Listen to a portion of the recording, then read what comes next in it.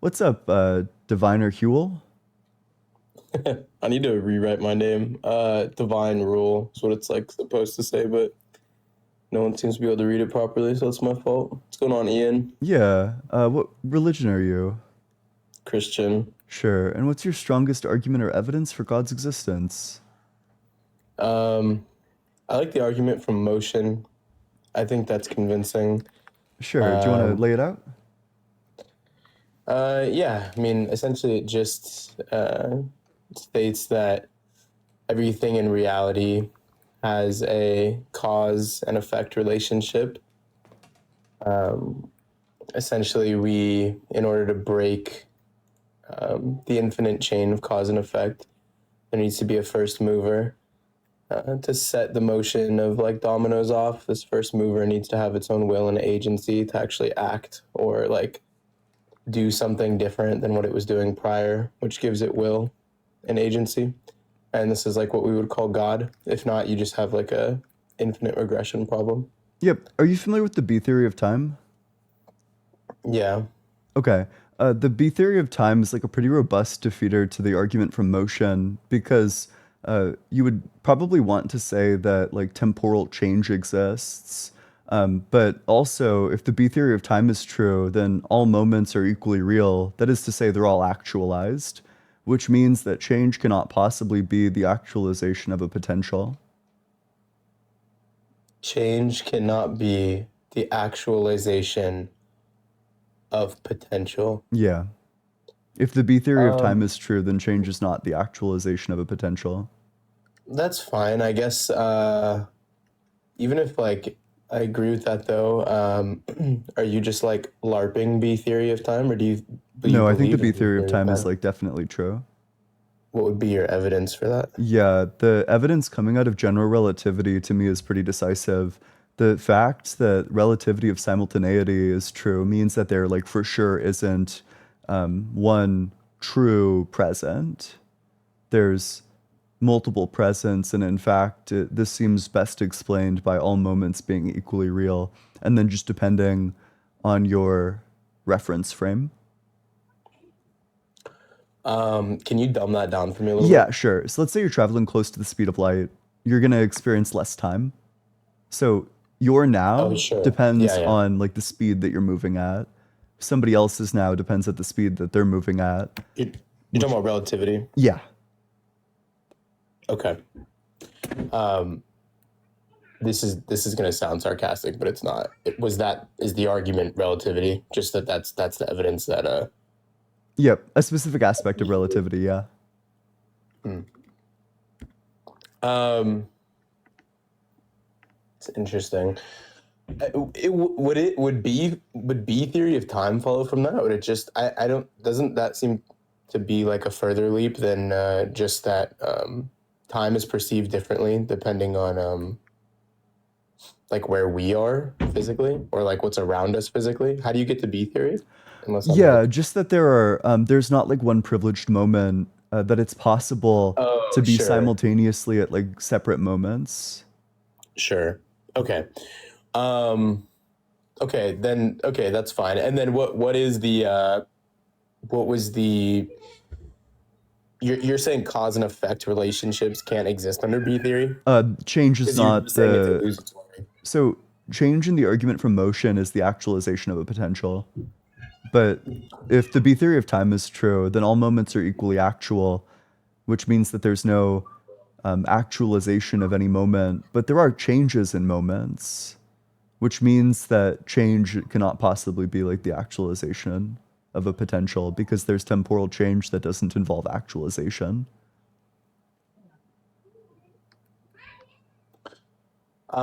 Okay, because it okay. So you're not saying that change is like illusory or anything like that. Not really. Like there are changes, it's just not the actualization of a potential. It's just not the actual. Um. So what kind of like I guess because change from my understanding is just like time, right? Or like time is like measurement of change, I guess. Would you agree with that? Um, I don't know. I'm kind of agnostic as to. like a good definition of time or change. But I feel comfortable ruling out specific definitions of change. Okay. Um, well, I ask because like I feel like are you not so you're getting in B theory of time then there is I guess how would you have change in B theory? It seems like change would be impossible. So I can give you maybe like an analogy. Let's say that at some point in like the highway, it changes from being like one lane to two lanes. Um, at that point, you'd say it's like a change, but it's not like some potential was actualized. So maybe it's something like that where it's along a dimension, there are like different properties. So at different times, there are different properties, but it isn't like the actualization of like some hidden potential. Um, okay. I mean, I guess it's just how like you're like okay. So everything your claim would be that under this theory of time, everything would be actualized, is that what you said earlier? So there is no potential. Everything is actualized at all Yeah, times. all moments of time are actual, yeah. Mm. Okay. Um, yeah, I mean, I feel like you talk about this a lot when you're debating people, but like intuitively, I feel like that's not the case. But I'd have to like think through more of what you're thinking about. I Yep, have other reasons that I believe in God. If you want sure. to move to those, That's or we can fine. like keep. And I'll say something about like intuitions. Like I actually totally agree. I don't think B theory is like intuitively true. But I give up my intuitions when they're met with like successful evidence, which I think there is. Okay. Um, Sure. Yeah, we can move to the reasons. Yeah, what are okay. your other Yeah, and I'll just like reasons? I'll concede on that point. I just don't have the information, or like I have to think through that argument a That's little bit totally more. fine. Yeah. Okay. My other I think that I mean we can go through some of my other reasons. I guess like one of the reasons being one sec, my daughter just walked in the door. One Aw. second. Why you not going to bed yet? Because I'm an adult and I don't have to go to bed yet. I'll meet you out there in a second, baby, okay? Close my door. Letting her know what's what. Say that again. Letting her know what's what. I'm Yeah, an dude. adult. I don't have to do that. Based. Exactly. So I have some other reasons for believing in God would be let's go to Christianity, I guess, because these other ones just get us to like deism. To be fair, Sure. for the Christian God specifically, I think that there's convincing enough evidence to show that Jesus Christ resurrected from the dead. Mm. Uh, and I'd probably run like something that was pretty convincing to me when I was first looking into Christianity is like you're familiar with like the six minimal facts argument. Yeah, vaguely. Yeah, so essentially it's just like right there's like minimal facts that is like the scholarly consensus agrees on, and more or less it's that Jesus Christ existed, right? He was crucified, he was unalived, um, he was put in he was buried in the tomb, or he was put in the tomb, and then the tomb was um, empty, and then his followers experienced him after he had been unalived. And so I Um, think that I was just yeah. gonna say, I think that this doesn't feel like really convincing evidence to non-believers typically when I bring this up, but the challenge that I think you run into is you start having to like get conspiratorial. You're gonna have to like say like they like stole his body or something, and there's not evidence for it. Like the other like paths to go down, I guess, just there's like not a lot of evidence around. So yeah. Yeah. So there's like a couple things to say about this. I don't grant the last three. I grant that he existed, grant that he was crucified, and then I forget what the third one was, but I don't grant that he was put into the tomb. I don't grant that the tomb was empty. I don't grant that his followers experienced him. Um, Also, in this instance, actually, no, I think we'll just start with that. Um, what what would be the evidence that he was put into the tomb, that the tomb was empty, or that his followers experienced him? Because my understanding is that that's not at all the scholarly consensus. Well, to be honest, most people like you're familiar with like Bart Ehrman? Hmm? Did you say yeah or hmm? Yeah. I'm familiar with Okay. them. Yeah. Sorry, I wasn't looking at my phone. Like most people like him would like acknowledge that there was a claim of experience, right? But he'll probably just chalk it up to like he doesn't actually think it was Jesus Christ in the flesh. Um, to be like as good faith as possible. There's probably like a lot of like appeal to authority I'm doing right now, but I can like go find you some sources. But typically, like the consensus is just that like, sure, people claim to have like an event where they like said they experienced Jesus. Obviously, the non-Christians just don't think it's divine, but that's like my understanding of the consensus. You don't think he was? Sorry, you said something interesting. You don't think that he was? Did you say you don't think he was crucified? No, I do think he was crucified. Okay. Okay. You think that obviously you think he was unalived by that. You don't think that he was put in the tomb? I am agnostic to whether or not he was put in a tomb. It actually seems like 100% plausible that he wouldn't be put into a tomb. You know, if I was the Romans thinking about how I'm going to get rid of all these bodies, like probably I'm just going to throw them into like a big pit or something. Um, yeah, I think that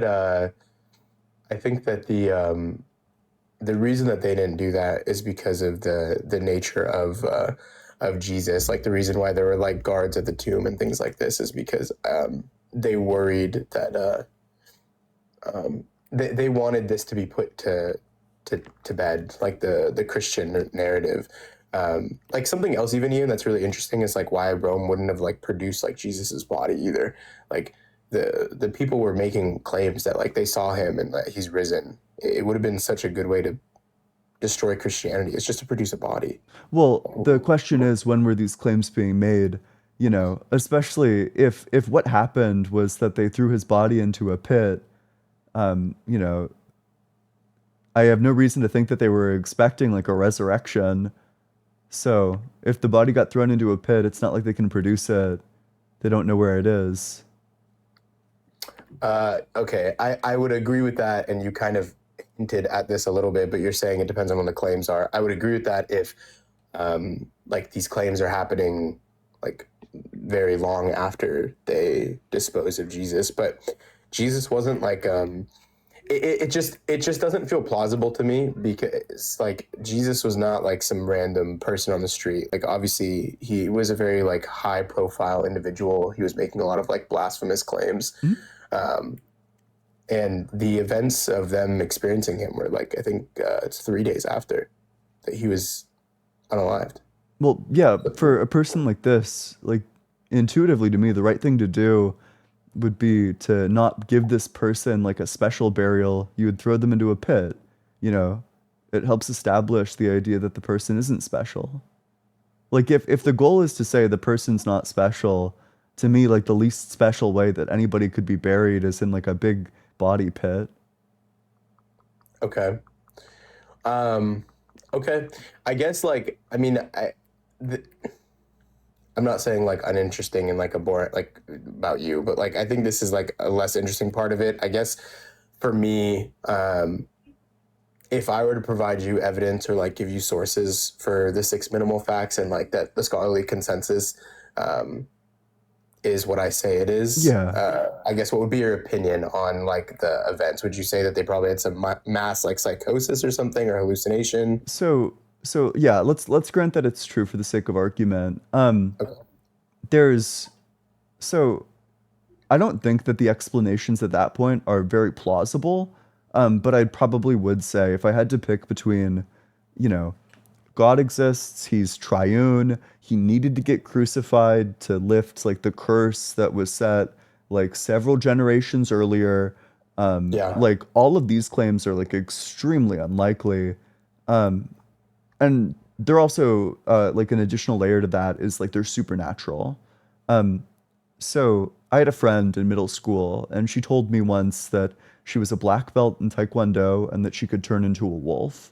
Now, I believed that she was a black belt in Taekwondo because even though it's like kind of rare, it's still a thing that like plenty of people have. It's a natural claim. So I just took like her telling me to be sufficient evidence.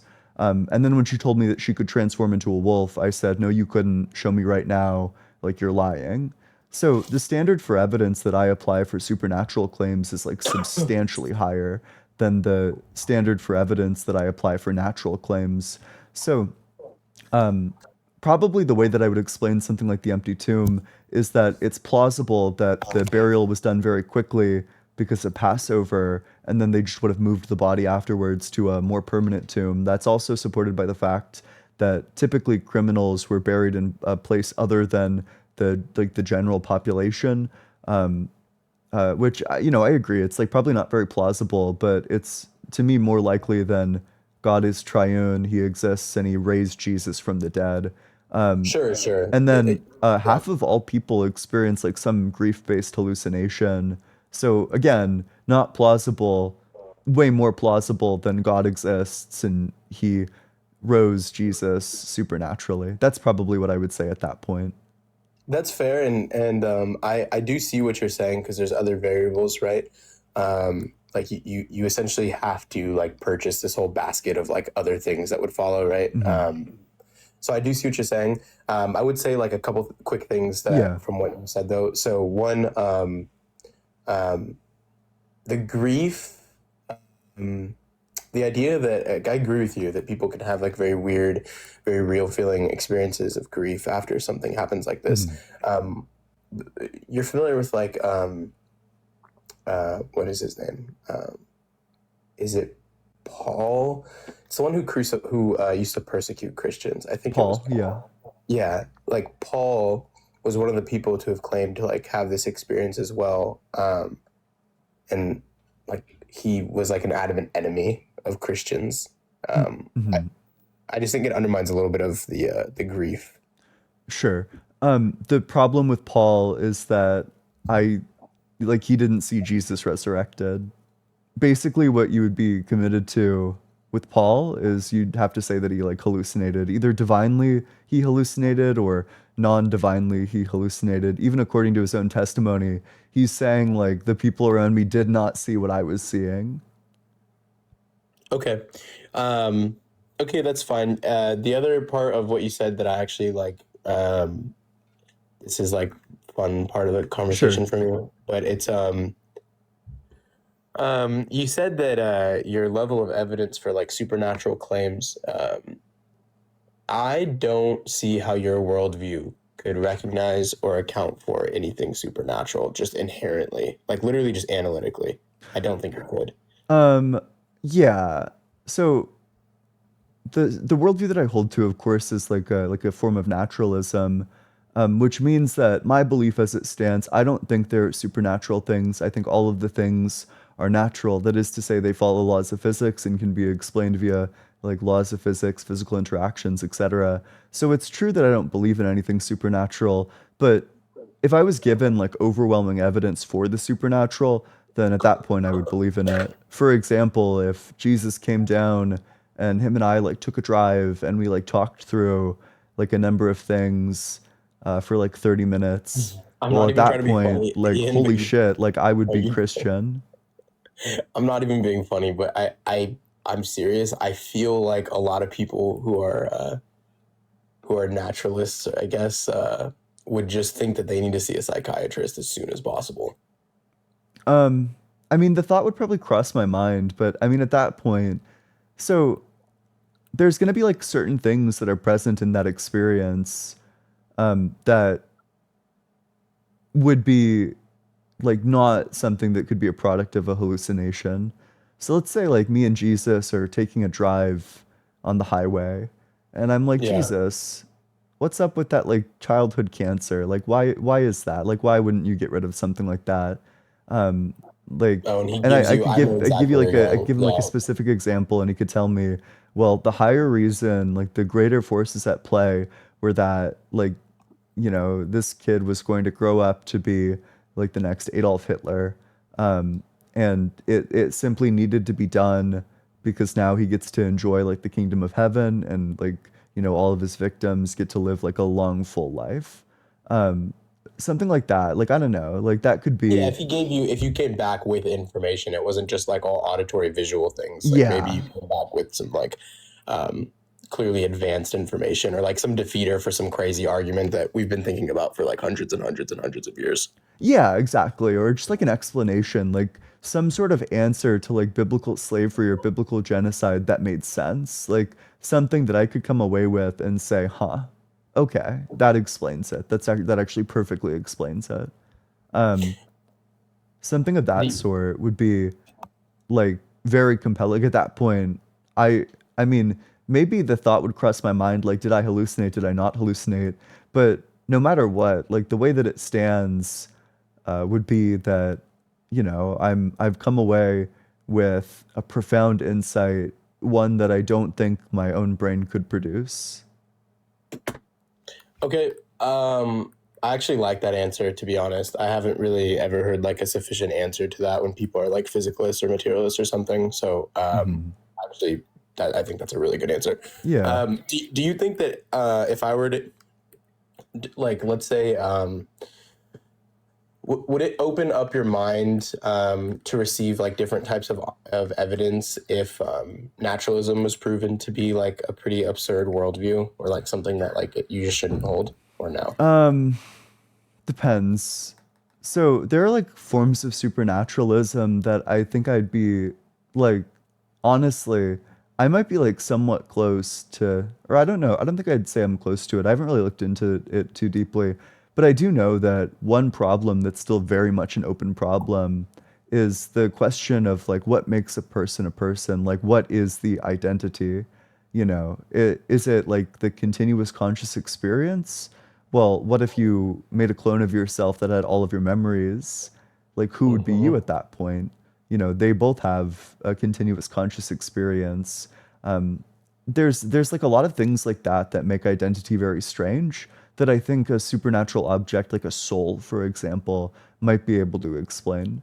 Um, so for something like that, like there are like certain supernatural things that I would consider adding to my worldview. And then there's like other things that I think are very implausible, like ghosts or like, fairies, not not very close to adding those guys to my worldview. Um, Right. so Okay. uh, I would become a supernaturalist, depending on the sort of objection you raise, I'd become a supernaturalist probably long before I become like a theist. Although maybe if like the thing that you're pointing out could only be solved via like a god, then at that point I would just become like a theist.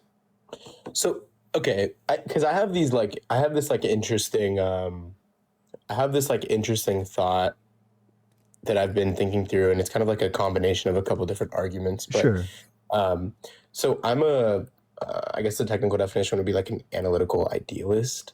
sure. Um, so I yeah. So essentially, like I think that um, like would you consider like because I feel like in your worldview qualia is like supernatural. I certainly You think reject qualia that? is strange. Okay. Okay. Okay, yeah. And then like so I guess I'll just run you through this real quick. And this is not like I have the actual formal argument written Hmm. down. I'd have to find it, but this is something that I've been thinking about for a little bit. So um I think that if you're like a physicalist or a materialist, let me ask you this first. Are there any like really relevant distinctions between, you said you're a naturalist, between like if I put the title on you, like physicalist or materialist? Yeah. So there's like some sense in which you might be able to describe me as a physicalist. If I haven't looked deep into like philosophy of mind stuff, but if I got pressed hard on qualia and I got like blown the fuck out in like a qualia based argument, the position I'd probably end up retreating to is like a Russellian physicalism, where I'd say at the foundation of reality, there are certain properties that can only be discerned like qualitatively.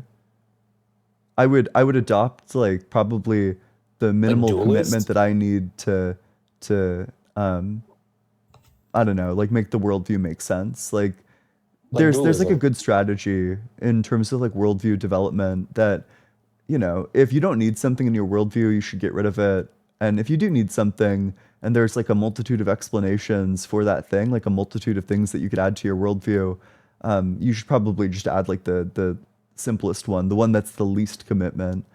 So in this instance, you would say that the fundamental substance of reality is like quiddities, where things have like qualitative distinctions in them. That you know, there's like the quantitative analysis that you could do of like photons, like the wavelength of them, um, and then along with it, there's like these like qualitative properties as well. Okay. Um, so I mean, it's like you essentially would just.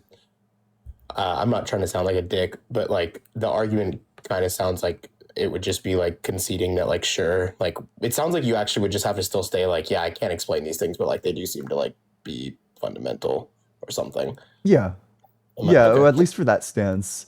Um, Okay. I think that I'm not I'm not too convinced by the qualia arguments. Like I think qualia is strange. Um, I kind of think that there isn't going to be any account of qualia. Like I don't even think like adding God to my worldview would make qualia make sense. Wow. Okay. Because Okay. Well, I also wait, maybe I could give like a motivation for the statement I just made. The sure. reason why Yeah. I don't think adding God to my worldview would make it make any more sense than like saying like qualia exists kind of foundationally is because it kind of seems like if you add God to the worldview, you're just saying like mind is a fundamental category. Like at that point, you're just saying like it's like a fundamental thing. So it's at that point it's like the same, except I've combined them into one substance, and it's technically still like a form of naturalism. Actually, well, to be honest with you, I agree with you. I have friends who are idealists and they're atheist. They just believe that consciousness is fundamental, but they don't insert God. So actually, I guess I can see what you're saying. Yeah. Okay, let me run this by you. I'm curious what you think about this, and then honestly, I'm sure like the people who get up and like maybe are like yelling at you more are better for leadership. So I'll bounce after this. But No, it's okay. um, Yeah, you sure. Yeah.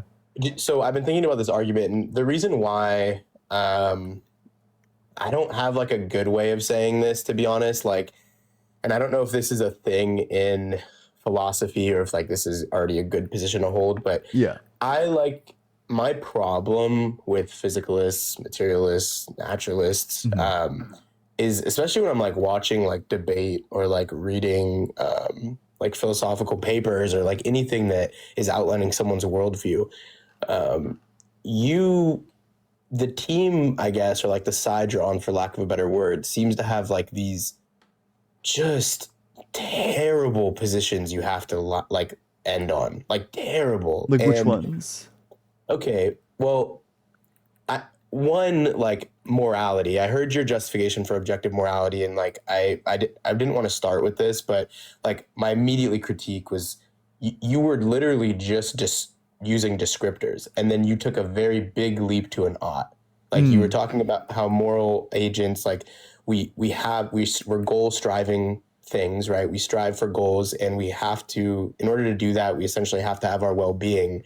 Um, this might be like this is still just descriptively true, but then at the end you like smuggle in like a this is why like we ought to. Yeah. Unless I am misunderstood, but it just, and in your defense, this is a very hard, like this is something that's been thought about for hundreds and hundreds Hmm. of years. So it's not an easy question, but that was my biggest critique of what you were talking about. Yep. Yeah, I have no problem breaking this down. So let me know where I lose you. Would you agree Okay. that all agents have a reason to have freedom and well-being? All agents have a reason to have freedom and well-being. Yeah, Yeah. we would be able to use rationale to, yeah, sure. Uh, Yes.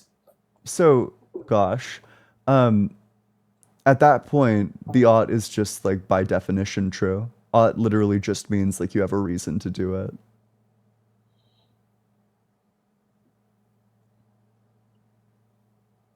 Okay. Are you just using also like a different like in a philosophical sense, just a different objective, not like stance independent, but you're using like I don't know, like you could use like No, I there's say like it stands analytical independent. truths or like instrumental truths, and those could be objective. Um, so the way the argument evolves is that it kind of is saying like it's at least prudential to do this, and then or like it's like at least instrumental. You have at least instrumental reasons, and Yeah. then when it comes to like the universalization step, it says, okay, actually, in fact, these are moral reasons. Everyone has them. Um, The problem would be though, like my biggest, even without getting very, very meta on this yep, argument, like my initial even surface level problem would be that your goals um, could be very different from my goals, and it could true. absolutely be in my best interest for you to not have well-being so that my well-being can be better. Yeah, that would just be a contradiction in your view because you'd both need to say that I'm an agent, and then you run through the argument that ends with like, okay, like therefore, because I'm an agent, I have this right to freedom and well-being. But then also, you'd be saying like this person's an agent, but they don't have that right. So there would just be like this logical inconsistency where you'd be kind of committed to both. You'd have to say, on one hand, that like your agency is sufficient for you to have a right to freedom and well-being, but then on the other hand, that this person's agency is not sufficient for them to have that same right, which means that your view is just completely inconsistent. Well, no, let's say I'm not, let's say I'm not adopting this view. Let's say you're trying to explain why we should like not unalive each other or something, Yeah. and you're giving me your objective moral framework. Um, Yeah, I sure. Yeah, like So I I'm an could literally agent. just say that Oh, I'm you're sorry. in. Yeah, I was just gonna say I could like the biggest problem is just like my understanding of the utility. Geez, these meta conversations. Sorry, I have the worst ADD and my brain is going like No, it's seven okay. different I'm paths. enjoying the conversation.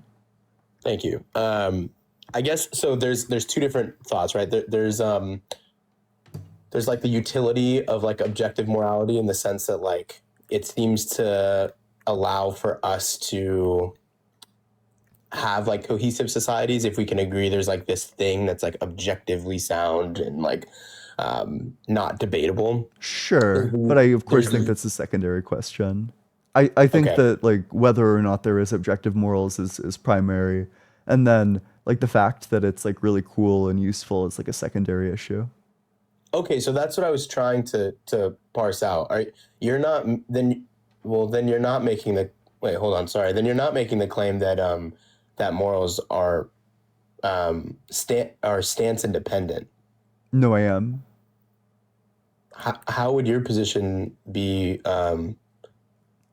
like mind independent? Yeah. So, or oh wait, we switched terms. Or sorry, I meant Mind mind independent. I independent. don't know if I'd say it's like mind independent because if you got rid of all the human minds, like I don't really think that there are reasons for action. You need like reflective agents in order to have morals at all, in order for there to be any reasons at all. What I would say is that it stands independently true. That's the sense of objective that I would claim that there's one particular commitment that everyone needs to make as their starting point. It can't be denied, and it's just I'm an agent. That can't be denied because in order to deny that, you would need to use your agency to deny it, which means Yeah, that you would be like self-defeating to deny that claim. Um, and I from agree. the claim that you're an agent and just the definition of agent being like you take actions to achieve goals, it follows deductively from that that everyone has a right to freedom and well-being because each of the steps, like the denial of it, leads to self-defeat. So it's a logically necessary position insofar as the denial of it is impossible. And the way to demonstrate that is just by like going through the argument step by step and recognizing that there is like, I could give no you way out of it. I could give you a defeater for it. Yeah, please go for it. What if um and this is like not even it's a reductio, but like I don't even know if it would be considered a reductio, but it's something that people have happen all the time. Let's say that my goal is to unalive myself. How is this Mm. compatible with because you would have to inherently put my well-being in a bad position, but I would still be achieving or like going towards like a goal of mine. Yeah, I don't think you should kill yourself. I agree. I'm just saying though, but you're talking about agents having goals, so it meets the Mhm. criteria of an agent Yeah, has a well, goal, it's and then you said self-defeating, that right? my It's like a impermissible goal. okay. So let's say the criteria is I'm an agent, I have a goal, and in order to achieve my goals, you said that my I have to have well-being, Mhm. right? Yep. Okay. So I'm there's an like an agent, and one of inconsistency my there, right? You can't, you're like using your well-being to get rid of your well-being. It's like a contradiction. I'm not trying to be, and hopefully I've been pretty good faith No, this you've been conversation. extremely good faith, yeah. Okay, thank you. I'm not trying to be bad faith, but would this not be a contradiction that's in your worldview that you're presenting? Because I'm No, in the demonstrating that person that I makes don't. that their goal. So freedom and well-being, like everyone's right to freedom and well-being constrain the sorts of goals that you can rationally pursue. That's it, freedom and well-being act as like guide rails, saying like here are the things like you can anything that's in between the guide rails you can do. And then the things that are Okay, outside of it, strictly impermissible. okay. What if I'm okay? I don't want to go as far as to unalive myself, but I'm a hedonist. Yeah, you can be hedonistic insofar as it respects everybody's right to freedom and well-being. Um, that's what I should ask you actually. When you say well-being, like, what do you mean? Um, well-being is going to encompass like quite a range of things, but it's going to be like the um, freedom is going to encompass specifically like the things related to understanding and like the ability to like make the informed choice, like free of deception, free of coercion, free of all that stuff. Whereas well-being is going to refer to like all the stuff that's going to be like necessary and important to actually bringing about these goals. So, it's like health, life, things of that sort. It's going to include things like happiness, um, that sort of thing. Okay. Huh. I guess I have no problem with this if you're just saying that this is you would claim that this is objective because these are things that we can you're essentially just saying if we can have a framework for measuring it, then we can point to something objective. It's not even just that the framework exists, it's that everyone is committed to it. That to deny it is a contradiction. Every agent needs to claim a right for themselves to have freedom and well-being just because they're an agent. And then they, in order to remain logically consistent and avoid a contradiction, they would need to say everyone has these rights. They would need to say that everybody has these rights. If I deny that everybody has these rights, you're saying that I would have You'd be a saying agency contradiction. is sufficient for freedom and well-being, and agency is not sufficient for freedom and well-being. How? Because the argument starts from premise one, I'm an agent, and then it argues to the conclusion, therefore, I have a right to freedom and well being. So the argument is saying that my agency in and of itself is sufficient for this right in and of itself, which means all agents, because they share this property, in order to remain logically consistent, all the other agents that likewise have this property must likewise have this other property, right to freedom and well being. Is that what premise two is? Is that what do you have this in like a syllogism or no? Yeah, I Or you're could. just, Yeah, sure. Um, okay. so premise one, I'm an agent. Premise two, Okay. all it means to be an agent is that you take actions to achieve goals. Premise three, the necessary means to achieve literally any goal or take literally any action is your freedom and well-being. Premise four, if something is a necessary means to your end, then you have a reason to do it slash have it. Premise five, if you have a reason to do slash have something, then you ought to do slash have that thing. Premise six, if you ought have your freedom and well-being, then others ought not interfere with your freedom and well-being. Premise seven, if others ought not interfere with your freedom and well-being, then you're saying that you have a right to it. So we've argued premise one through premise seven. Let's take a step back. I have a right to freedom and well-being just on the simple fact that I'm an agent. That means agency in and of itself is sufficient for the right to freedom and well-being in and of itself, which means that all agents must likewise have a right to freedom and well-being. Okay. The I was listening really closely as you went Yep. through that, and I still I guess the biggest like um weird view that I feel like this would entail is if I were to like really dumb this down, I'm an agent Hmm? and I have goals. in order to achieve these goals, I need to have my well-being intact, right? We don't have to get Yep. hung up on intact, but essentially I need to have my well-being. Yep. Um, because you're not specifying, um, I guess actually something I could just say is, what would be wrong with me just saying like this can be like analytically true, or like just it could be definitionally true about these things, and then I can still say that it's reasonable that I prioritize mine over yours, though. Like, Would sure, that I need my involve like will. a violation of somebody's rights? I mean, if it involves a violation of somebody's rights, then that's not permissible. But I mean, you're so Like I guess the only what I'm trying time to where say you to can like, yeah. like prioritize yours over other people's is when their goal is impermissible, at which point they violated the universalization and they've forfeited their rights, and you can take actions that are sufficient to restore a community of rights. How would we know if someone's taking an impermissible action? It would be that they're interfering with another agent. Yeah, they're like fucking with somebody else's freedom and well-being. Okay, and this part, do you think we can measure that objectively and not have disagreements? Could you give me an example of like a disagreement? Sure, actually. I think politics would actually outline a few of these. Like, let's Sure. say, um, think of like a really good example. Oh, okay. Actually, this is a really good example. So a big like problem between people on the right and the left is like trans issues. And one of the I just need to be clear that I'm not making an argument Sure. again. Like this is not Yeah, yeah. And like I know you're yeah. talking about like the state of politics. I know you're not saying like Okay. this So is your like stance on it.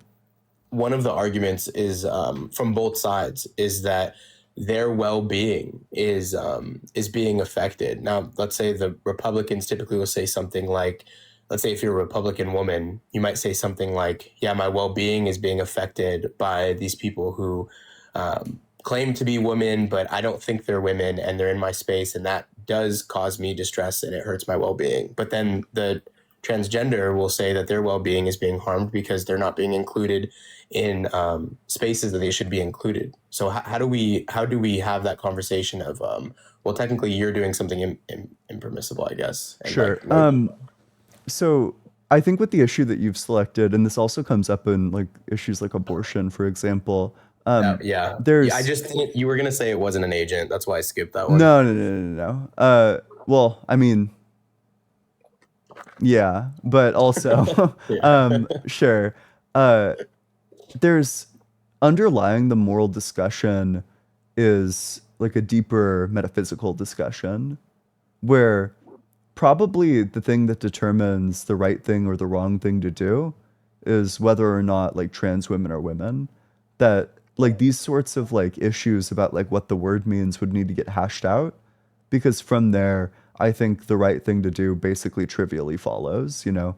If it's the case that trans women are women, then the idea that they should be excluded from these spaces is like a straightforward violation of their rights, whereas the well-being of other people is not being affected, or like the fact that the well-being is getting affected has nothing to do with trans women, and has everything to do with like these people or like the like transphobes like being not capable of like accepting a fact. So I think that this is going to rely on like whether there. I think that this issue is not primarily an ethical issue. I think it's primarily a metaphysical one. Okay. Does that Um, make sense? Does that answer? it does. Yeah, it does. I mean, I don't want to circle too much. I think that it's somewhat simplifying. Like, I think how we see this play out. I guess what I'm testing is like the utility of this worldview, and I guess Hmm. I'm just saying it feels a little simple. Maybe. And I will say I do. There are one of the things that I would probably add to the worldview to deepen it. Um, I think that another constraint on your ends, like the sorts of things that you make your goal, is virtue. I think that your goals need to be virtuous. But that's like a whole big series of arguments that we'd have to get into about like, you Well, I'd know, agree with you. you have Yeah, like I an mean, ultimate end, and mhm. because you have this ultimate end, it has like these characteristics which requires you to have like justice and wisdom and courage and temperance. So I specifically, agree. I'd say Yes. like Yeah. the only ends that are permissible for you to pursue are the ones that respect other people's freedom and well-being, but then also conform to like virtue. Okay. I like that. I mean, you don't have to commit. I'm a theist, so like those are like I'm much more willing to like hop on that without even being convinced. Um, okay. And then I guess like my only other question to you was or we started this conversation because I said that I think your worldview has like some wild entailments. Yeah. Um, aside from morality, did you Oh, watch also, wait, I'm sorry. Before we move off the morality discussion, one thing that I think is like extremely notable is that most modern day philosophers are atheist, and also most modern day philosophers are moral realists. So there's, if you look for it, there's like simply a plethora of moral systems that don't invoke God in any way, shape, or form. But I'm sorry. Yeah. Um, No, that's okay. Yeah, I will agree with you on that. sure. Um, it just and it it just in those systems though the thing that like I can't help but to feel like is if we're it kind of feels like most people will end up there starts to be like some definitions that are changed is like something that I noticed. Like, okay, like someone will say I can prove objective morality, or I'm a moral realist, but then like not that you did this, but for Mhm. instance, like people will take a what is it like a humanist position, and they'll say, well, there's objective things that we can measure like pain and like chemicals, like when Oh, you're I in think all pain that and stuff is stuff. silly.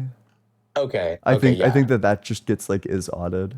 I think that Yeah, well, no, they'll do the exactly because they'll claim that like, well, this is the object. We have something objective to point to, and it still doesn't get to an ought, which is yeah. my Well, and I actually weirdly enough, I think that this is the exact problem you run in with God. Like, okay, let's say that we take like a measure that could be true, like stands independently, and it's simply like, you know, I have a friend Gary, and Gary says we should do X, Y, and Z.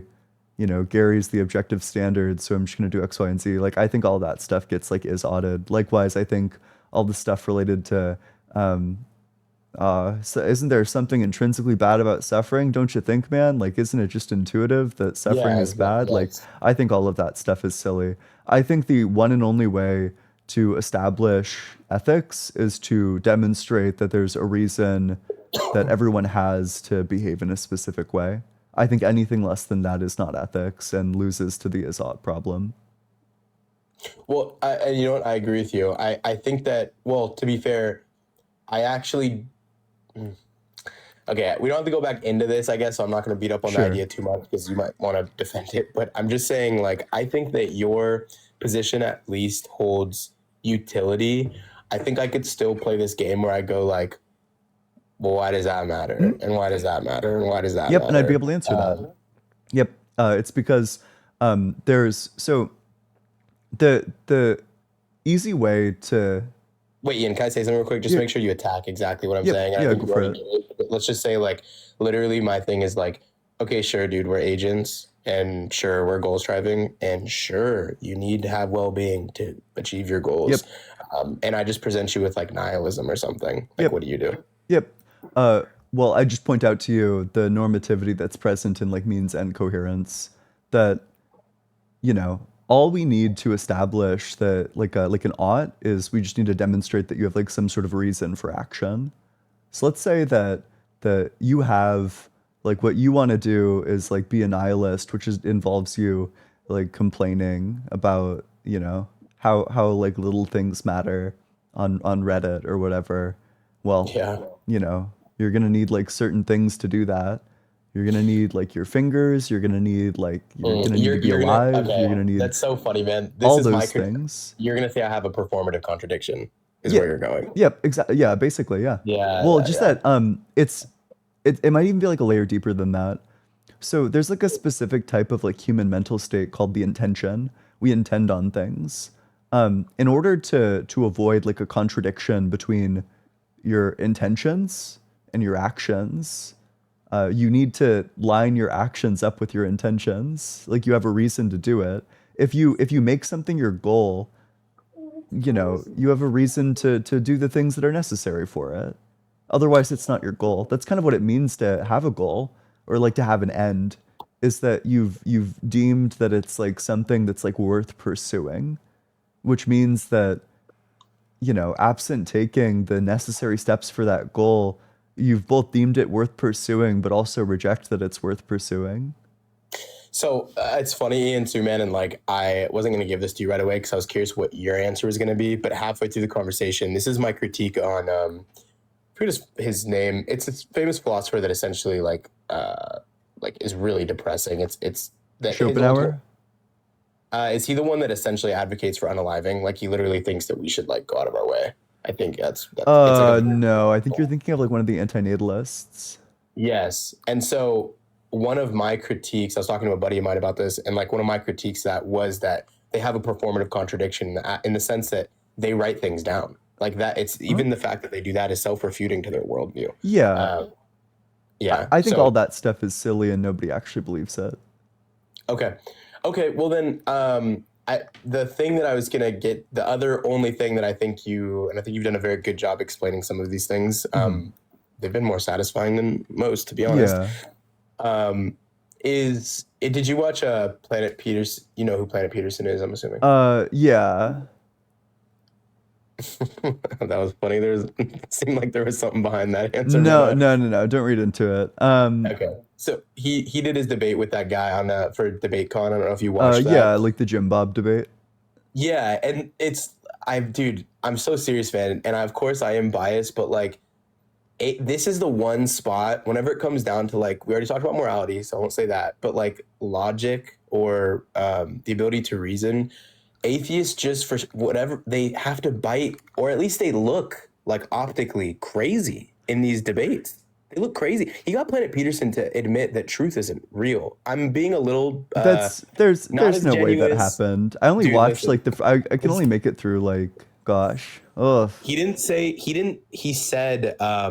he was because Peterson was making a point that truth is like grammatically like it's a grammatical tool for labeling or something. Oh, Um, you're gonna fucking despise me, but high key, oh my I god. actually wait. So I'm not saying the claim is not that truth exists. If I understand properly what he's saying, because in his Yeah. opening statement he said truth is like just that which conforms to reality. So I don't think that I don't think that he's fuck. What even is what's the theory of truth called? Why can't I think of it? Frege held this. I think Russell held this. I know what you're talking I'm about, but literally I gonna. Okay, hold yeah. on. Uh, Deflationism. That's what it is. The deflationary theory of truth. Yeah. Um, uh, so I think it sounds like he's a correspondence theorist. Like he says, like truth is just that which corresponds to reality. The theory of truth that I'm most inclined towards, I don't have like strong opinions on it, but the theory that I'm most inclined towards is called deflationism, which just holds that truth, to say something is true is the same to just as like saying the sentence. Like saying is true doesn't add anything to the sentence. If I said snow is white, it's exactly the same as saying it's true that snow is white. Okay, like an example he gave, what 'cause, Jim Bob said there are no in Planet Peterson's worldview, I guess in your worldview, there is no such thing as true tornadoes. Did you see this part? Of course there are. Some things Well, are Planet tornadoes. um okay. Yeah, but I guess some things are tornadoes, but Yeah. you wouldn't say that it is like fundamentally true that that's a tornado, I guess. So we kind of need to investigate what the words are doing. Words pick out like a specific category, or at least like, you know, if they're sufficiently content laden, then they pick out a specific category. Um, So yeah, words pick out categories of thing. Uh, so you could say like, if humans were eliminated, nobody would have categorized these things, but like the underlying thing that's picked out by the category would still exist. If the critique is that many words are like a matter of social convention, or fuck, all words are a matter of social convention, well, that's just obviously true, unfortunately. Okay, you don't think that because Planet Peterson, I know you're not him, but I'm just saying his thing was essentially that saying what did he say? He said they're saying false refrigerators is saying that would outline that there are true tornadoes or something. Essentially saying like um, I'm gonna end up honestly not giving his worldview a good shake. I didn't really understand it, but I guess like for instance, if people run like tag, right, and like Yeah. typically the people who run this are really obnoxious. Like I don't know if you know who Darth Dawkins is, but he That dude's the goat. God, that guy's yeah. like the SEAL Team 6 of converting people to atheism. I don't know what we would do without him. I completely agree because he is also like at times like not friendly towards Christians either. Like if they don't adopt exactly what. Anyways, yeah. Okay, so you're familiar. He's obviously like Yeah, a. yeah, he's like the elite guerrilla warrior. Yeah, absolutely. Fucking love that. Fucking love that guy. He's also, I guess, been around for like a while. I didn't Yeah. realize that either, but he's been like in like these dark corners of the internet. But anyways, like things like tag, right? Like I know it gets like um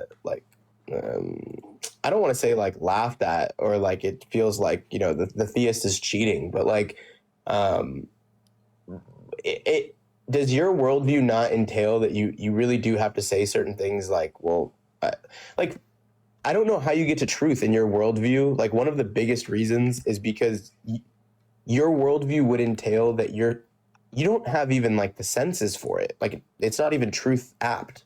Why Like not? well, because your senses we know this just from even science. Like your senses are not made for truth. They're made for survival.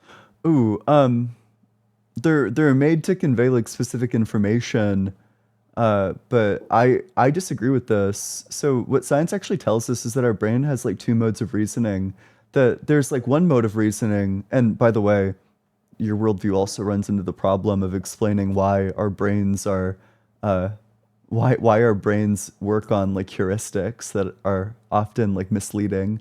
Um, in fact, it might even be a worse problem under your worldview than on mine. But so we have two systems. We have like the system one, which is like very quick. You'll make very quick snap Yeah. decisions and snap Mhm. evaluations.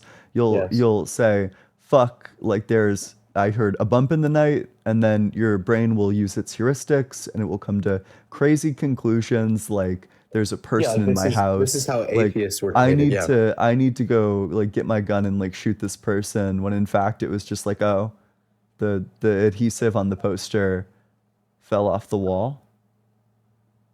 Yeah. This is the And part of the brain that leads you to atheism. Yep. I agree so far. this fucking guy. No, and then there's like the system two, which is like the system where you can overcome the heuristics and you can arrive at like the true well, Well, first this of is the all, part your that your I'm system one super gonna push. heuristics like often I'm do super, lead to yeah, truth, but it's more like a survival based truth. What they help you do more than anything is survive. And then it's your system two stuff that's like the okay, we have the information, let's deliberate, and then you can come to uh, stronger truths. The problem is that I think the theist is on the hook for explaining why God gave us all of these heuristics that categorically lead us to the wrong answers. Like, why did God program my brain to think that every time there's like a thump in the middle of the night that there's like a person in my house? Why did he do well, that? so okay, so listen. So one, I disagree that this is a bigger problem for the theist completely, and I'll explain why. First of all, um, I don't, I don't think that secondary part of our brain. This is where I think we get separated like drastically. So you had said this is the part of our brain that allows us to, and I might not get every word right, but essentially allows us to think through things longer, right? Yep. And come to truth. Yep. We like, well, the system one can help us come to truth as well, but system two is like slow. It's methodical. It thinks through things. Okay. But you stated that system two can help you come to truth. Well, But that's both systems can help you come to truth. System one works very quickly, and it uses like a lot of heuristics, so it gets things wrong quite often. what my question for you though is that's what's up for like debate. What makes you think that system two allows you to have any truth and like a real meaning? I And agree that it by can truth, help are you you just think. saying like the idea that you can have like some beliefs that are in line with reality? When I say truth, I mean, yeah, actually, yes. Oh, well, there's like a couple of like cheap cheap answers that I could give you. For example, like some beliefs are self-defeating. I can't believe that there are no beliefs, so I must believe that there are beliefs, and that's in line with reality. Mm, no, actually, no. I can get really weird. I could say that that doesn't follow, because what you're saying, the reason why you think it doesn't follow is because you're adopting classical laws of logic, Well, right? the to deny the classical laws of logic would likewise presuppose them, so it would be self-defeating to deny them. Um, yeah, but all of these things, like all the words you're using right now, like it would be self-defeating. Like all of that is referencing some kind of logical framework. What You're, it is, it's demonstrating that in order to, so, okay, minds have a specific property. It's called intentionality, yeah, different than the intentions we were talking about earlier. Intentionality means that thoughts have like an aboutness to them. Thoughts are about things. yeah. In order to have thoughts, all of the laws of logic need to be presupposed. Otherwise, like thoughts simply couldn't happen. So, in order to have thoughts, necessarily there are going to be laws of logic that you are presupposing, which means that it's impossible to deny that laws of logic exist. Because to do so would be to form a thought, and thoughts presuppose laws of logic. I like promise I'm not trying to be like really like Reddit theist here, but like Sure. all of I guess this is just to try and like explain literally this is what I mean by I think you end up in some weird spots. Like Like all what? those things, well, all those things that you just said, all of those things you agree that you can't say like all of those things were pointing to some kind of knowledge, right? Like all those words were pointing to like truth, right? Or some kind of agreed upon framework. I'm not really sure what the critique is. Like, It's are you just just saying it's like all the words like have meaning, or like what do you? What's yeah, the like critique?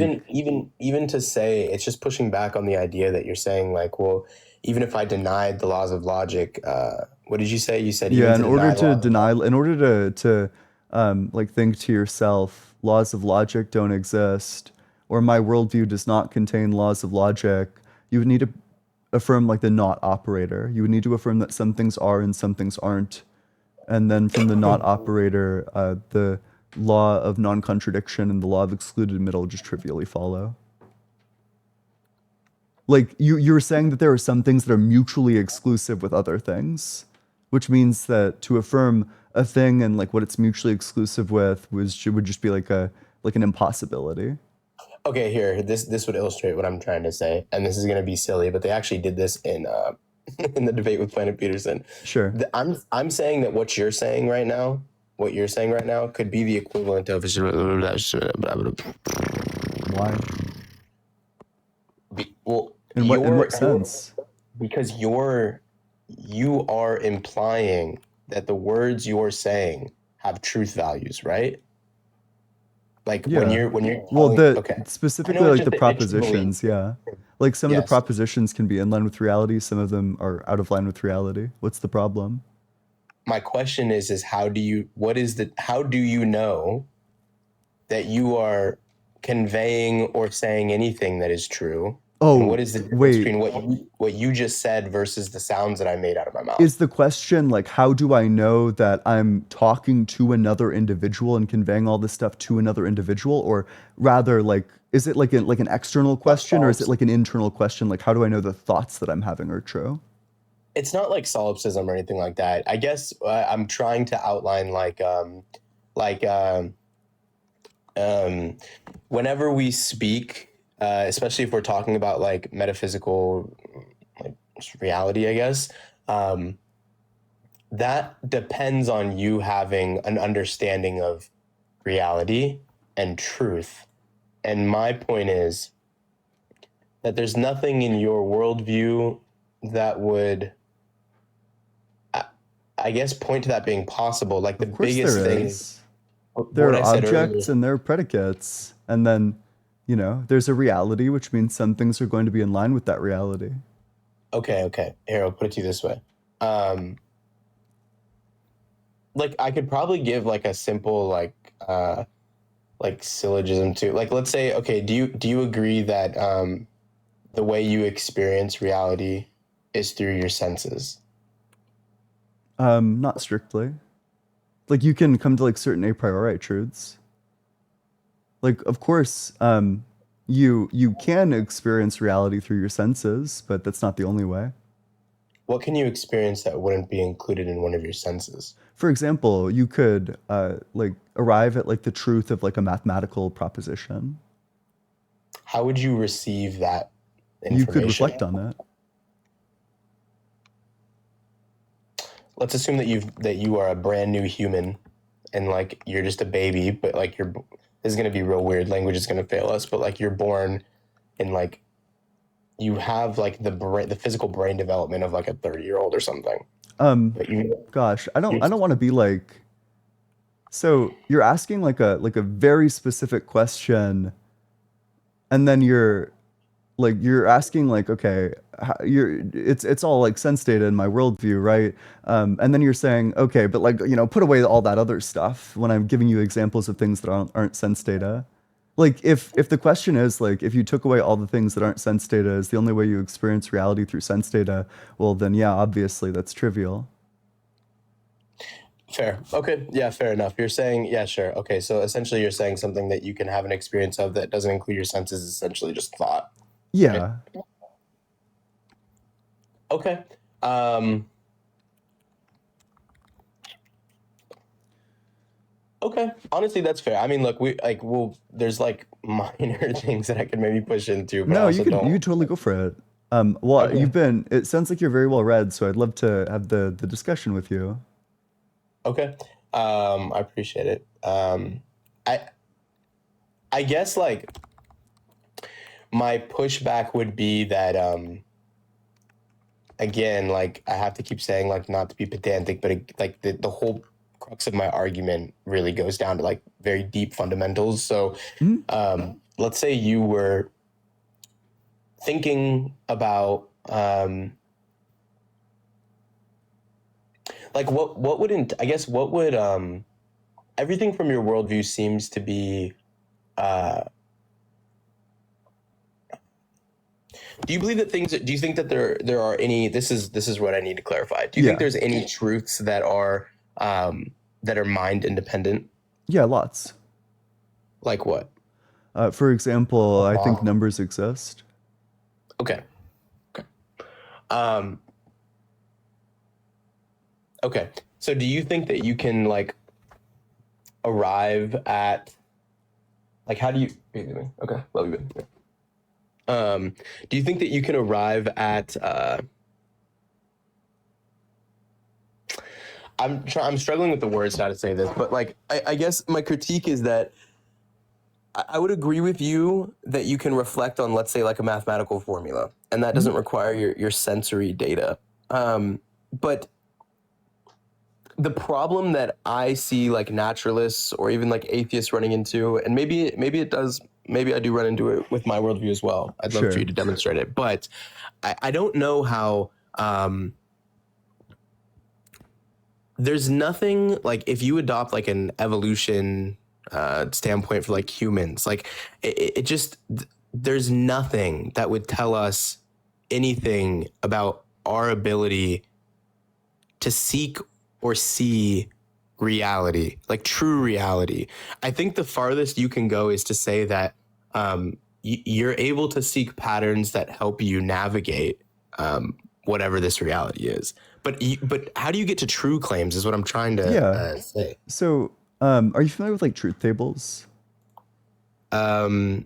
Yeah, Okay. yeah, Um, yes. so you can prove laws of logic as like trivially following from just like basic logical operators. Like the law of non-contradiction is true based on like the not operator and the and operator.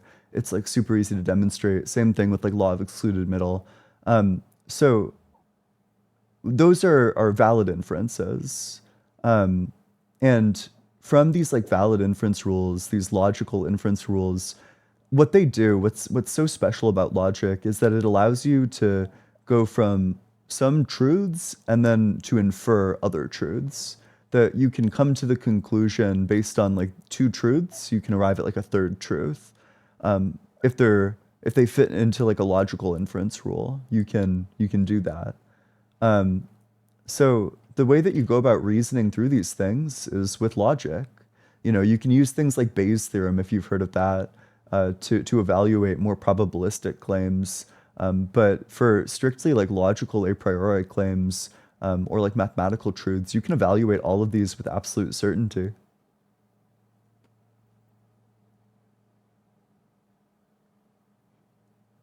Uh, um,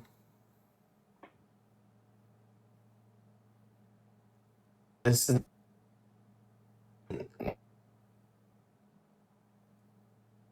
her who like didn't. Wait, I think you're liking out. Um,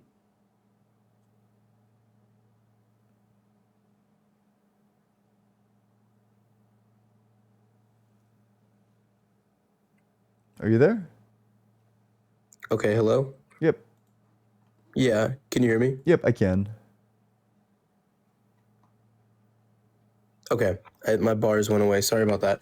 Um, I was just saying you're familiar with people who like reject like classical laws of logic, right? And like they'll like y- you have to use laws of logic to confirm the laws of logic. Would you agree with that? Not really. I think at a certain point, so okay, let me give you an example. Uh, a lot of the law, in some sense, that's true, but what you're doing more so is confirming like higher order laws of logic from like more simpler ones, and then the simple ones follow just up from like definitions. Like it's like trivial from a definition. So maybe I could give you an example of that. So, okay, let's take Okay. the law of non-contradiction. P and not P is false. It's always false. How do we demonstrate that? Well, let's do P, not P. The truth table for this is true, false, Mm-hmm. false, true. The truth table for P, Q, P, and Q.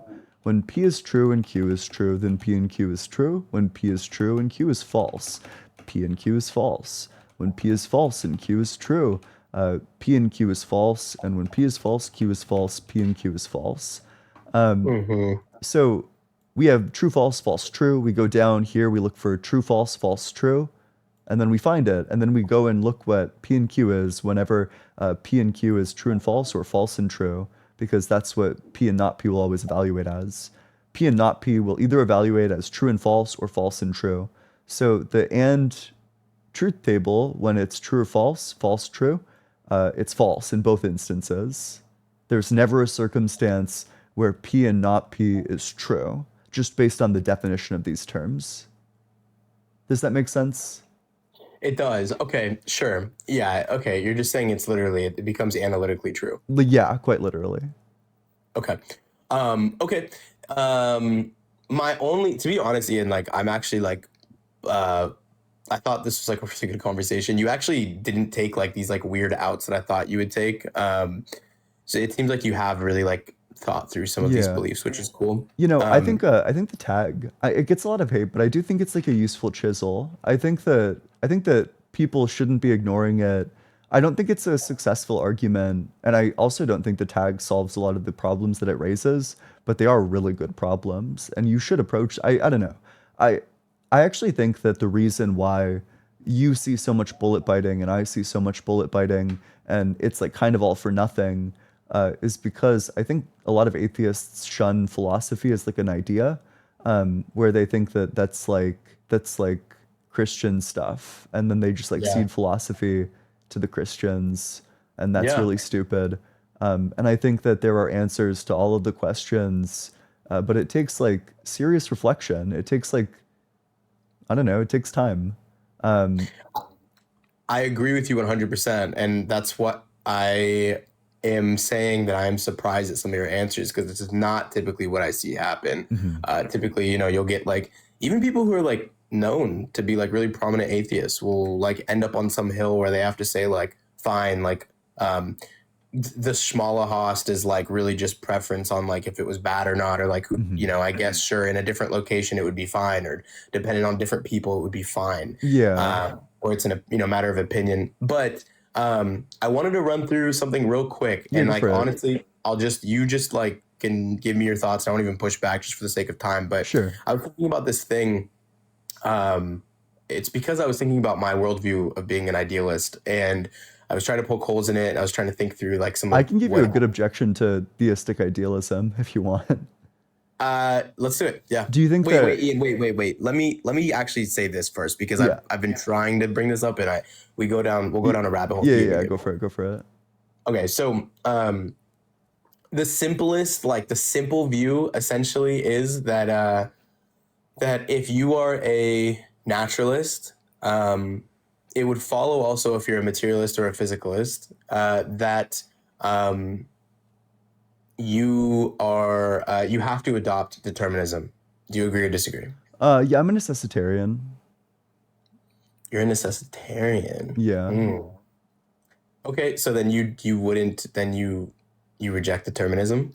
It's kind of in line with determinism. I would probably, I'd actually probably like affirm that, um, you know, if we're in like state A of reality and state A necessitates state B, well then state B is coming. Sorry. Like I don't really 100%. see like a way Yeah. around it. For sure. So essentially, it's like a really just like cheeky argument, but essentially it goes something like this. Materialism, well, sorry, I'm saying like this, and I'm actually not about to present a formal argument, Sure, but go it's for it. essentially just materialism, physicalism, naturalism forces you to adopt determinism. Determinism um, uh, does not allow for you to use logic and reason, and therefore it is a self-refuting worldview, Why and not? Why wouldn't it? you do not have access to logic and reason, Why not? um, because logic and reason, it naturally follows, and it is entailed, that I get to have two different ideas presented to me, and I get to use the tool to choose the idea. But you can't choose anything. You can't determine whether you fall into theism or atheism.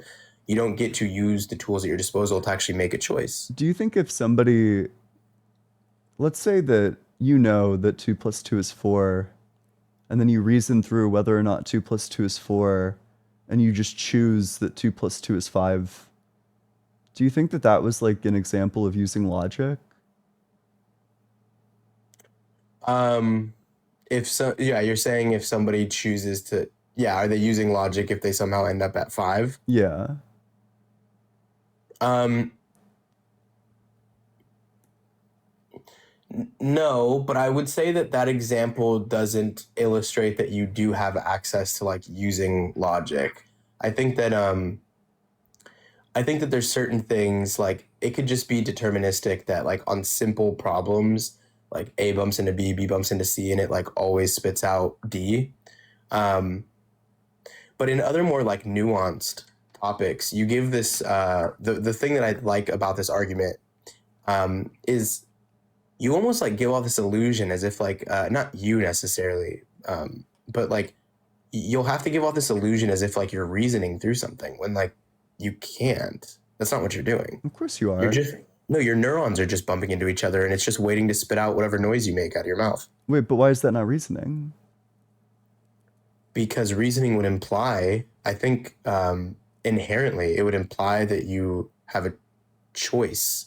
And by Because choice, do you mean like you caused the action, or by by choice do you choice, mean like, I mean like evaluate. Like if I evaluate something, I have to. well, I Choosing is a evaluate part things of as a evaluation. determinist.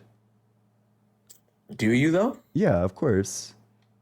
How do you evaluate anything as a determinist? Because there's like a specific state of the brain. Your brain takes in like specific beliefs, specific inputs, and then it sifts through these and determines like some kind of output. Okay, here I'll ask you it this way: if I'm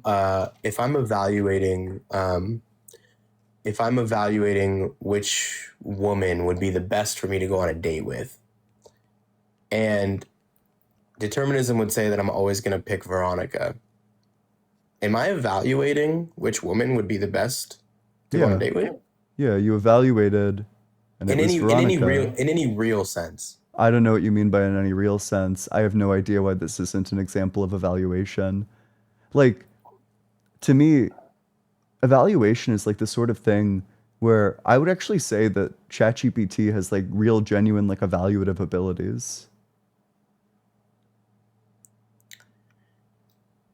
Like, I think That's weird. See, it's if weird you because ask like ChatGPT, if you give it like logic puzzles, it could like reason through them. but okay, look, like if we were to do like a visual experiment, right? And like you were to picture like ones and zeros, right? So the computer is Sure. thinking through things with ones and zeros, and picture like a line it's going down, right? Ones and zeros, ones and zeros, ones and zeros. And then you can fast forward. It doesn't get there yet, but like the camera can pan over, right, and see the end of the timeline. And it's gonna tell you yes, right? Or it's gonna tell you, yes, it's red. It's sitting at the end of the timeline. And what it's doing prior to that, I, I don't understand how you can say that it is like evaluating anything if that's all illusory, I guess is what I'm saying. It's just going to give you the determined answer. There's no evaluation process making it illusory.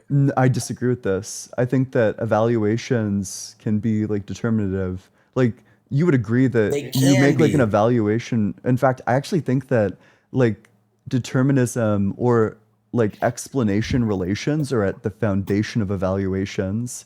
I think if you're making evaluations for no reason, then you're essentially not making an evaluation. So I think the key crucial ingredient to evaluations is forming like some sort of like belief or opinion on the basis of like the relevant considerations that you see. Like, okay, let's take like a chess game. Have you ever played, you play chess? Yeah, yeah, I like chess. Yeah. So let's say you're in a position, um, and you're trying to evaluate like what's the next good move. Mm-hmm. You look at the pieces, you look at your pieces, you look at your opponent's pieces, you look at like your pawn structure, every single factor, the position of their queen, the fact that like your king has castled already, Mm-hmm. all of these give you, they all play into the evaluation process, that they all come together and culminate into a specific decision where the more precise evaluations are going to be the ones that can accurately assess more reasons. I would even say that you should be doing this on like an algorithmic or like a pseudo algorithmic basis, that you say, well, it's good to get center control. So if he's gonna put his if he's gonna move his knight for his first move, well, I'm gonna take the center. I'll take all of it. Um, this sort of thing is like central to evaluation, and it seems perfectly compatible to me with determinism.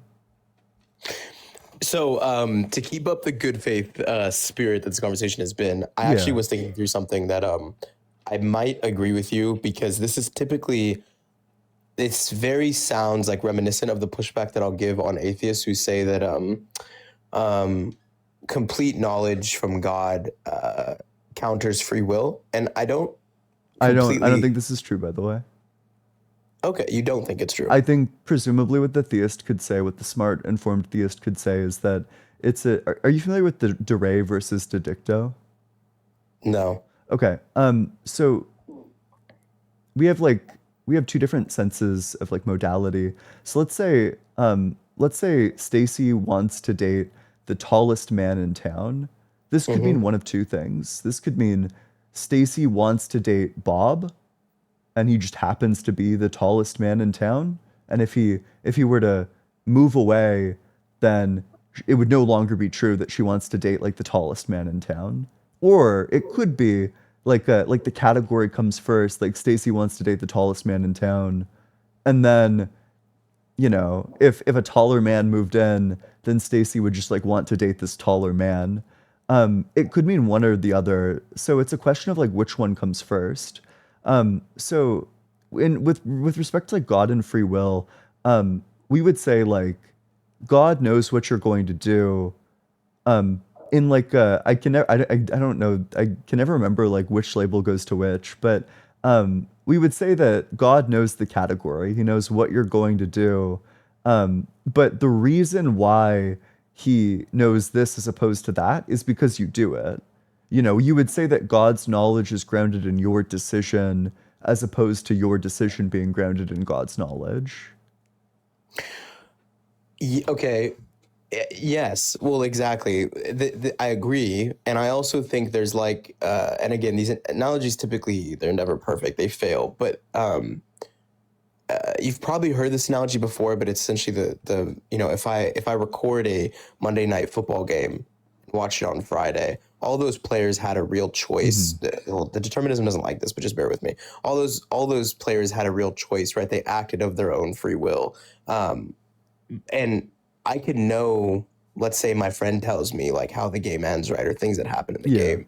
I can retain that knowledge without interfering with the fact that they really did have a choice. Um, so what was I saying? No, I brought this up as a point. I completely forgot it. You're saying that they made the choice, and regardless of the fact that you know what the outcome is, it like the reason why you know the outcome is because they Oh, made the choice. I was bringing this up because what you're talking about makes me think of something similar. You're making like this argument that reminds me of it because it was like you're essentially saying that like um,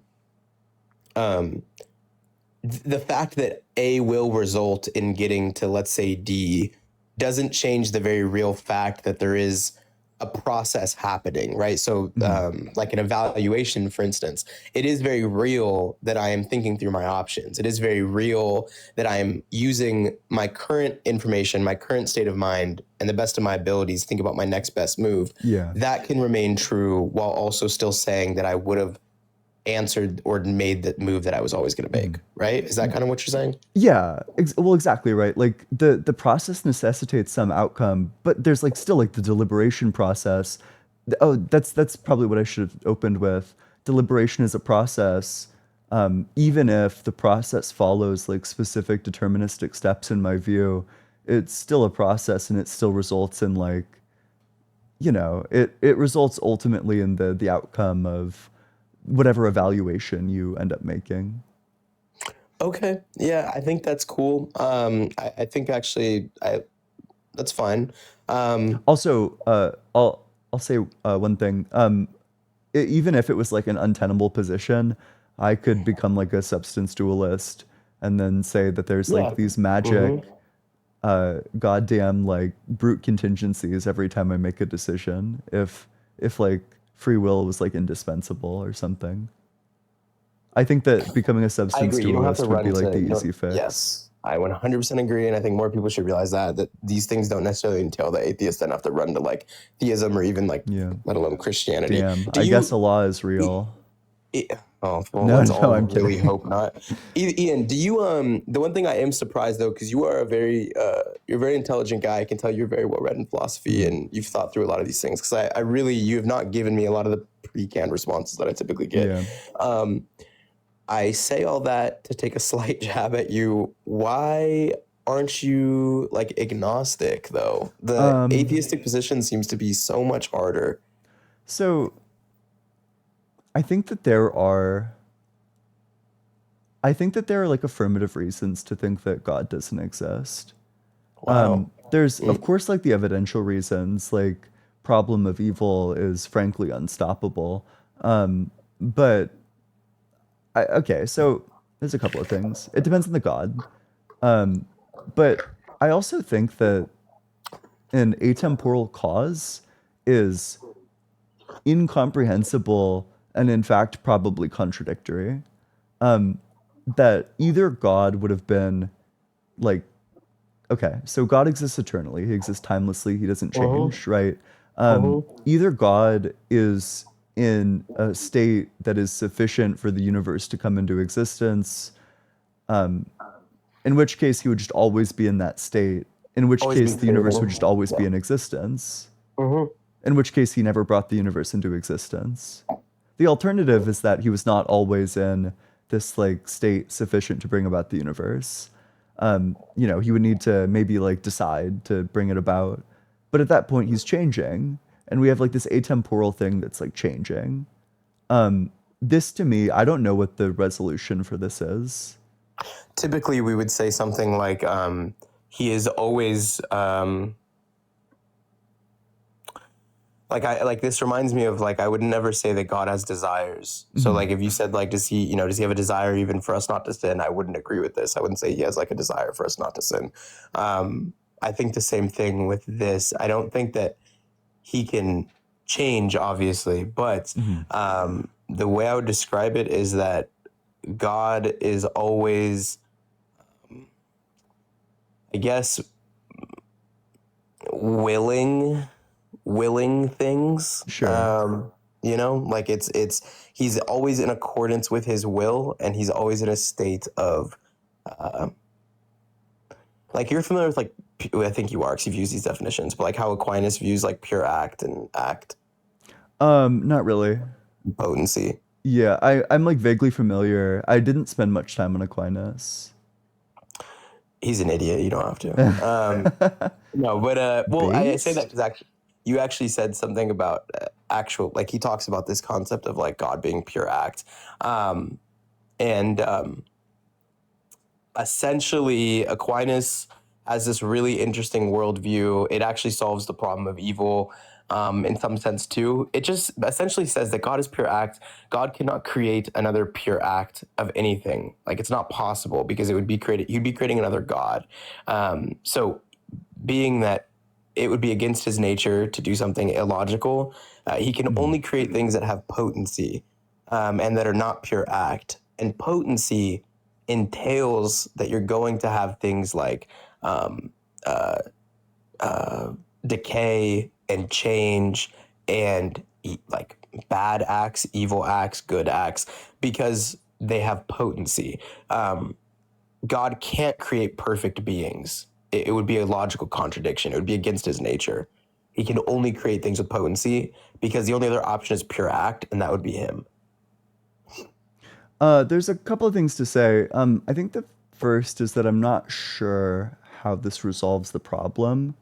But also, I've heard like arguments, like problems of evil, even about um, it. It seems totally coherent to me that God just creates more gods. I'm not sure what the issue with that is. Um, you know what's funny, Ian? And this is like something they always teach you in philosophy, right? Like to think about what your assumptions are that you already have. Sure. And I guess my honest answer is that I've always assumed this would be a problem. I think that on my feet, I would say that if you're talking about like the foundation of reality or like the maximum good being and has like the omni properties, um, So, I would say that there's a logical contradiction that would probably be one step further. It would say something like maybe it's not logically, maybe it's not immediately a problem, but if he created a god like that, actually, to be honest, um, thinking through this, actually, you wouldn't even. That doesn't even make any sense. I guess it can't be divisible. If God created like a god that was identical to him, I guess you wouldn't notice. You'd be saying like, what happens if like I took this like sky and replaced it with like the exact identical sky, if that makes any sense.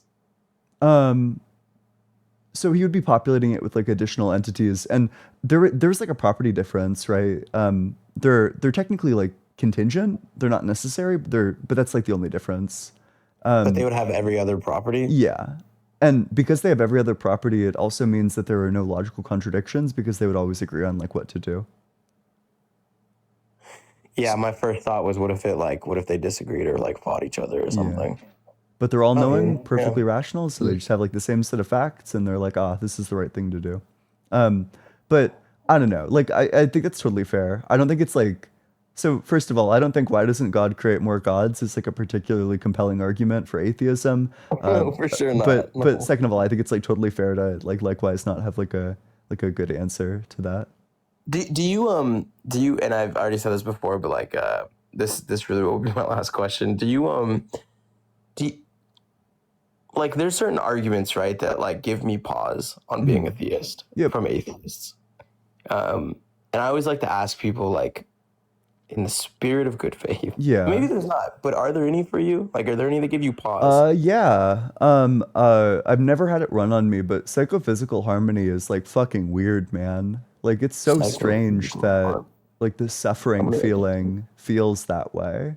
That there's like something that's so like incentivizing to move away from it. Um, Wow, that stuff. But you wouldn't just like easily disregard that from like evolutionary, like, well, we just move away from harm because it's not in our best interest of survival. oh, so specifically it's like it's The deeper feeling than of, that. It's like the qualia of it. Like why does the qualia of it fit so well with like the function? can you give me an example? Yeah, like you whenever you feel pain, there's something very like get away about the qualia. It's like a very like it's like a qualia that instantly makes you think like fuck.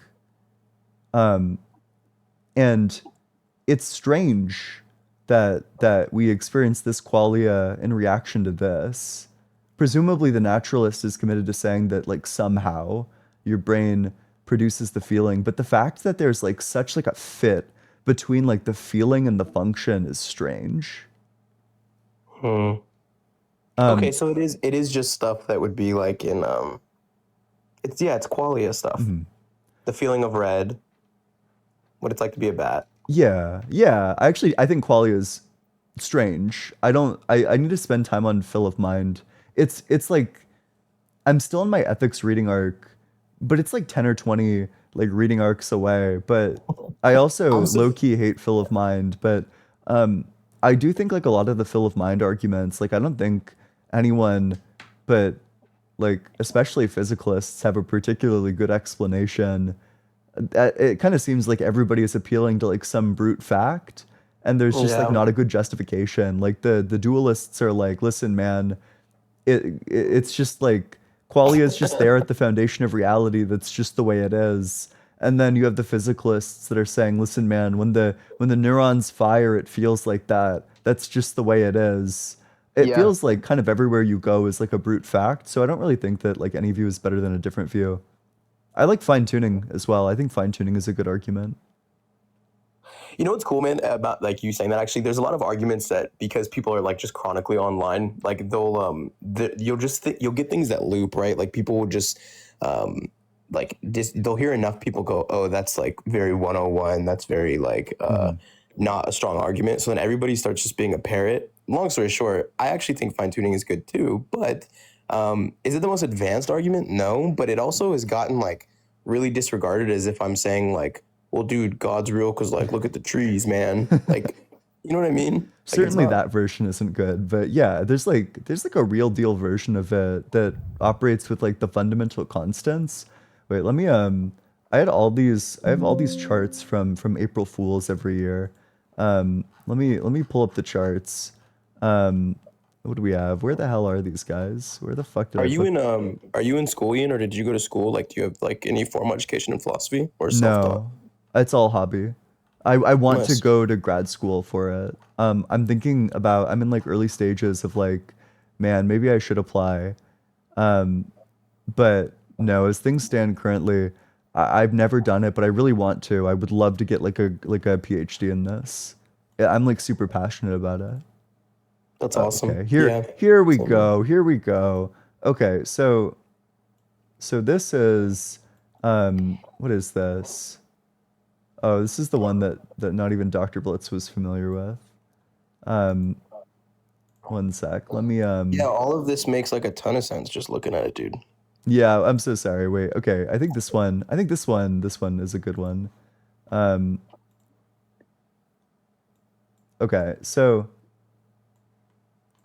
this is like the ratio of like electron mass to like down quark, up quark mass, all of that. Where if it's Mm-hmm. like anywhere outside of the razor, then like there simply are no atoms. Like we live in the no atom universe if it falls outside of that. Let's do like another one. We got like um, this is we got fine structure constant versus the strong force. You see that little plus sign that's like below the green and like above The blue the one. it's like Yeah. that small region um and anywhere other than there in this like narrow range and we get like fucking nothing, no electron, or I don't know if there are electrons, but no atoms under that view. um you get uh say that there are like a different number of constants, or a different number of like spatial dimensions or temporal dimensions. Yeah. We don't get fucking anything. It's all like the the idea of structures forming is like incoherent. I think stuff like that is interesting. I think that it's like probably too soon to say whether or not those things could have been different in the first place, but Yeah. it certainly is strange that they're in such a narrow range. Well, it's also you're familiar with Danny, yeah, Phil. Yeah. Phil. Are you guys friends? Yeah. Cool. I had this conversation with him a little bit too, like a long time ago, but he the question that I think about that is really weird, man, and whether you're a theist or a deist or an atheist, whatever you land on, um, just the question of truly why there is something rather than nothing is very disturbing. Honestly, even Hmm. even as a theist, like it, if you really start to zoom out of reality and think like I think admittedly, I do think it's a harder problem for atheists to think Yeah. about, or I think it's weirder. But why there is something rather than nothing is, I think, it seems simple, but when you really sit there and ponder it, it gets very, very strange and weird. I agree. What the answer must be is that there must be like some sort of successful ontological argument in favor of the like existence of something. Yeah, Um, or that it's like it's a contradiction, right? To have nothing, there can't be nothing. yeah. Yeah, Um, it just follows. Yeah. here's my answer, and I'm sorry. I was in fact lying to you this entire time. I was concealing my worldview, but not too deeply. I think that the physical reduces to something. I think it reduces to mathematical, and I think the mathematical is necessary. And the way that I would establish that, so the universe is identical to a specific mathematical object. It has all the same properties as what's called the wave function for the universe, the universal wave function. There's no property that the wave function has that the universe lacks, no property that the universe has that the wave function lacks. And the wave function is a mathematical object. It's two mathematical objects, in fact. Or it's one mathematical object inside of another one. And the way that I would establish the necessary existence of mathematical objects is like this. If mathematical objects exist, then they exist necessarily, they don't exist contingently. Every possible mathematical object possibly exists.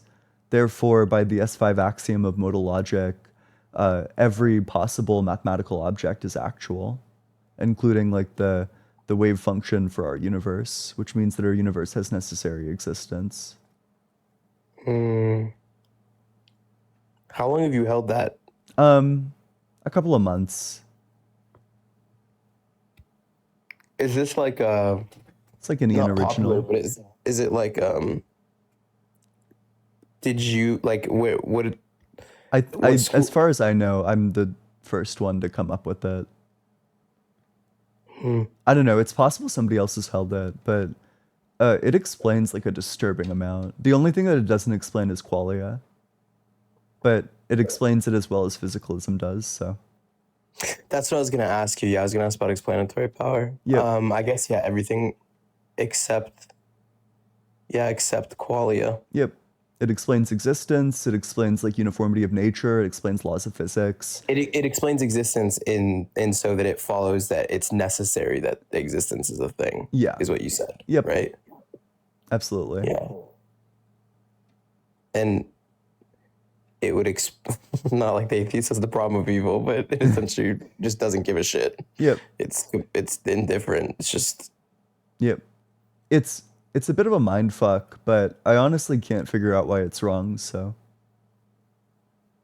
wow, man. Well, Ian, thanks for this conversation, can man. I give I you a? really, I'm sorry. Before you leave, are you a theistic idealist? Can I give you a critique of that really quick? oh yeah, you never did. Do you think that Yeah. everything is like a thought in God's mind? I'd have to say yeah. Yeah. Okay. I think that this runs into like a devastating problem of evil. Um, would you say that like the Holocaust is a thought in God's mind? Yeah. And would you say that everything in God's mind is like perfect, like morally perfect?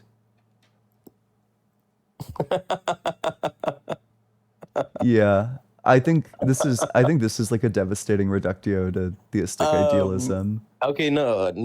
I'll defend it, Ian. No, bring it Okay. on. You don't think God is divinely simple, do you? Um,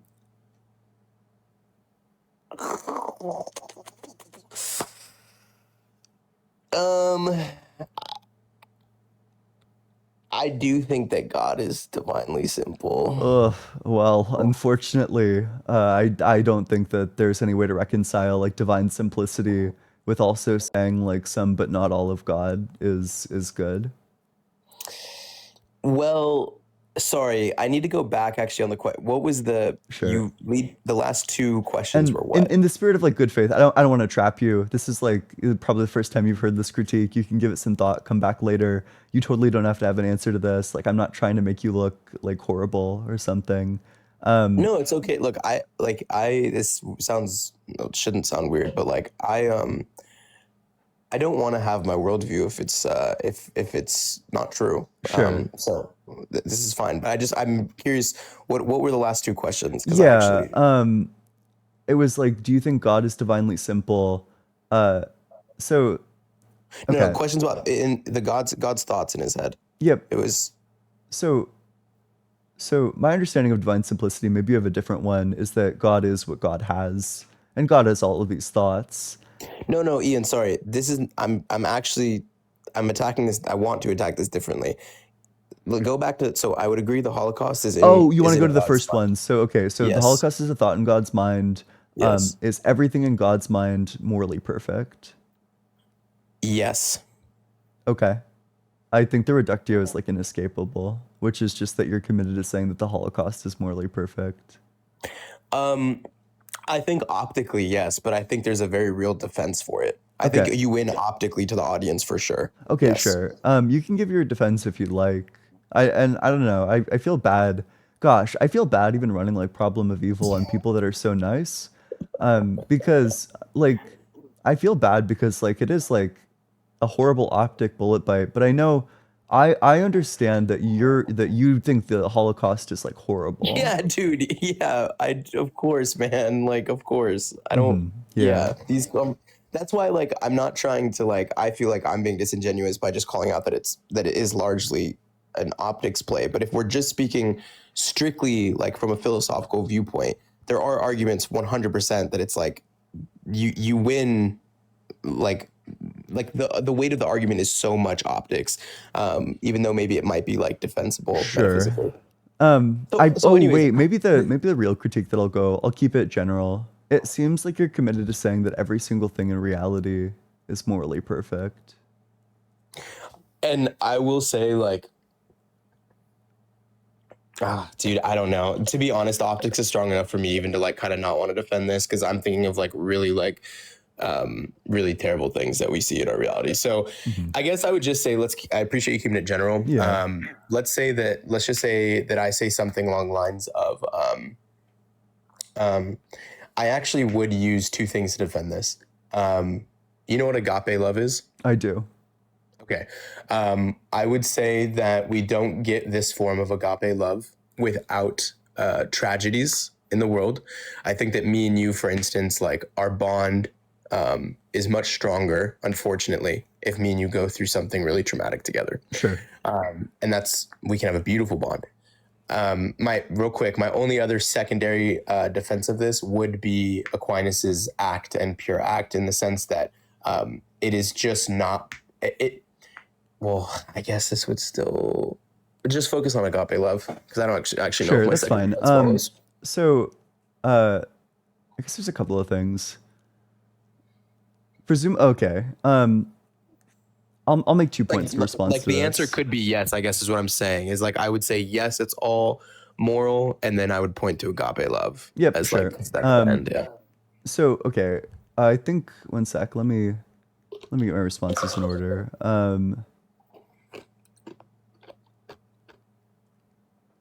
Okay. I probably have 3 responses to this. The first, I think that certainly you want to say that there's like agape love in heaven, but presumably there are no tragedies in heaven. So surely there are like different ways to arrive at agape love other than that. That's not true. I wouldn't accept that. You wouldn't accept that? Which part of that would you reject? That there's no tragedies in heaven. The part of the Damn, Bible, really? like, well, yeah, because part of the Bible, man, starts out with a bunch of angels falling. I would say that Satan was a tragedy, Okay. and it happened in heaven. Then that critique might just like completely go away. So then you would say like bad things do happen in heaven. Yeah. Mhm. Okay, sure. That's fine. So I don't think this is like an outright defeater to the position, but I do think it's like something worth considering is that in the same way that there are like religious experiences, there are likewise anti-religious experiences. You know, you can have an experience that's like so wonderful that you just know like God exists. I think that the opposite is also true. I think that, and this is especially true for like Holocaust survivors or people that read stories about the Holocaust, there are experiences that are so horrific that present within like the experience itself is just like a certainty that there is no God, that like the horrors of this world, the ways that other humans are allowed to treat other humans is like so unbelievable, so horrific that you just like people are just like certain that there's no God in all of this. So even if like the argument is successful, it's necessarily at the cost of like a lot of people losing their faith because they can't reconcile the existence of God with like the existence of the Holocaust. And finally, I don't think agape love is worth the Holocaust, but maybe you disagree. Ian, we got to keep it general, man. Oh, I'm so I'm sorry. Wait, whoa. Come on, Hold dude. on, You I'm said sorry. general, I'm and then sorry. you I'm sorry. pinned me right into the Let me corner. let me back up. Let me back up. Okay. So there are like horrible nondescript, horrible non-belief causing experiences, and it doesn't seem like agape love is going to be able to make up for them insofar as they're like life ruining and also like faith ruining. Oh, sorry. I guess Yeah. that's a separate point that I'll make instead. Some experiences are life ruining. They take away people's ability to form like meaningful, loving relationships with other people. You know, imagine like somebody like kidnaps you and like tortures you, and they chop off all of your limbs, and you get like tortured to the point of insanity, where you can Yeah. no longer form like coherent thoughts, and you're like constantly hallucinating even after you've been like rescued.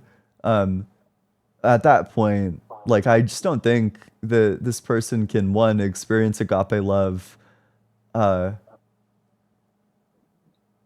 yeah, maybe that'll be like the thrust of it. Like I don't think that they're capable of like getting like a greater good from this.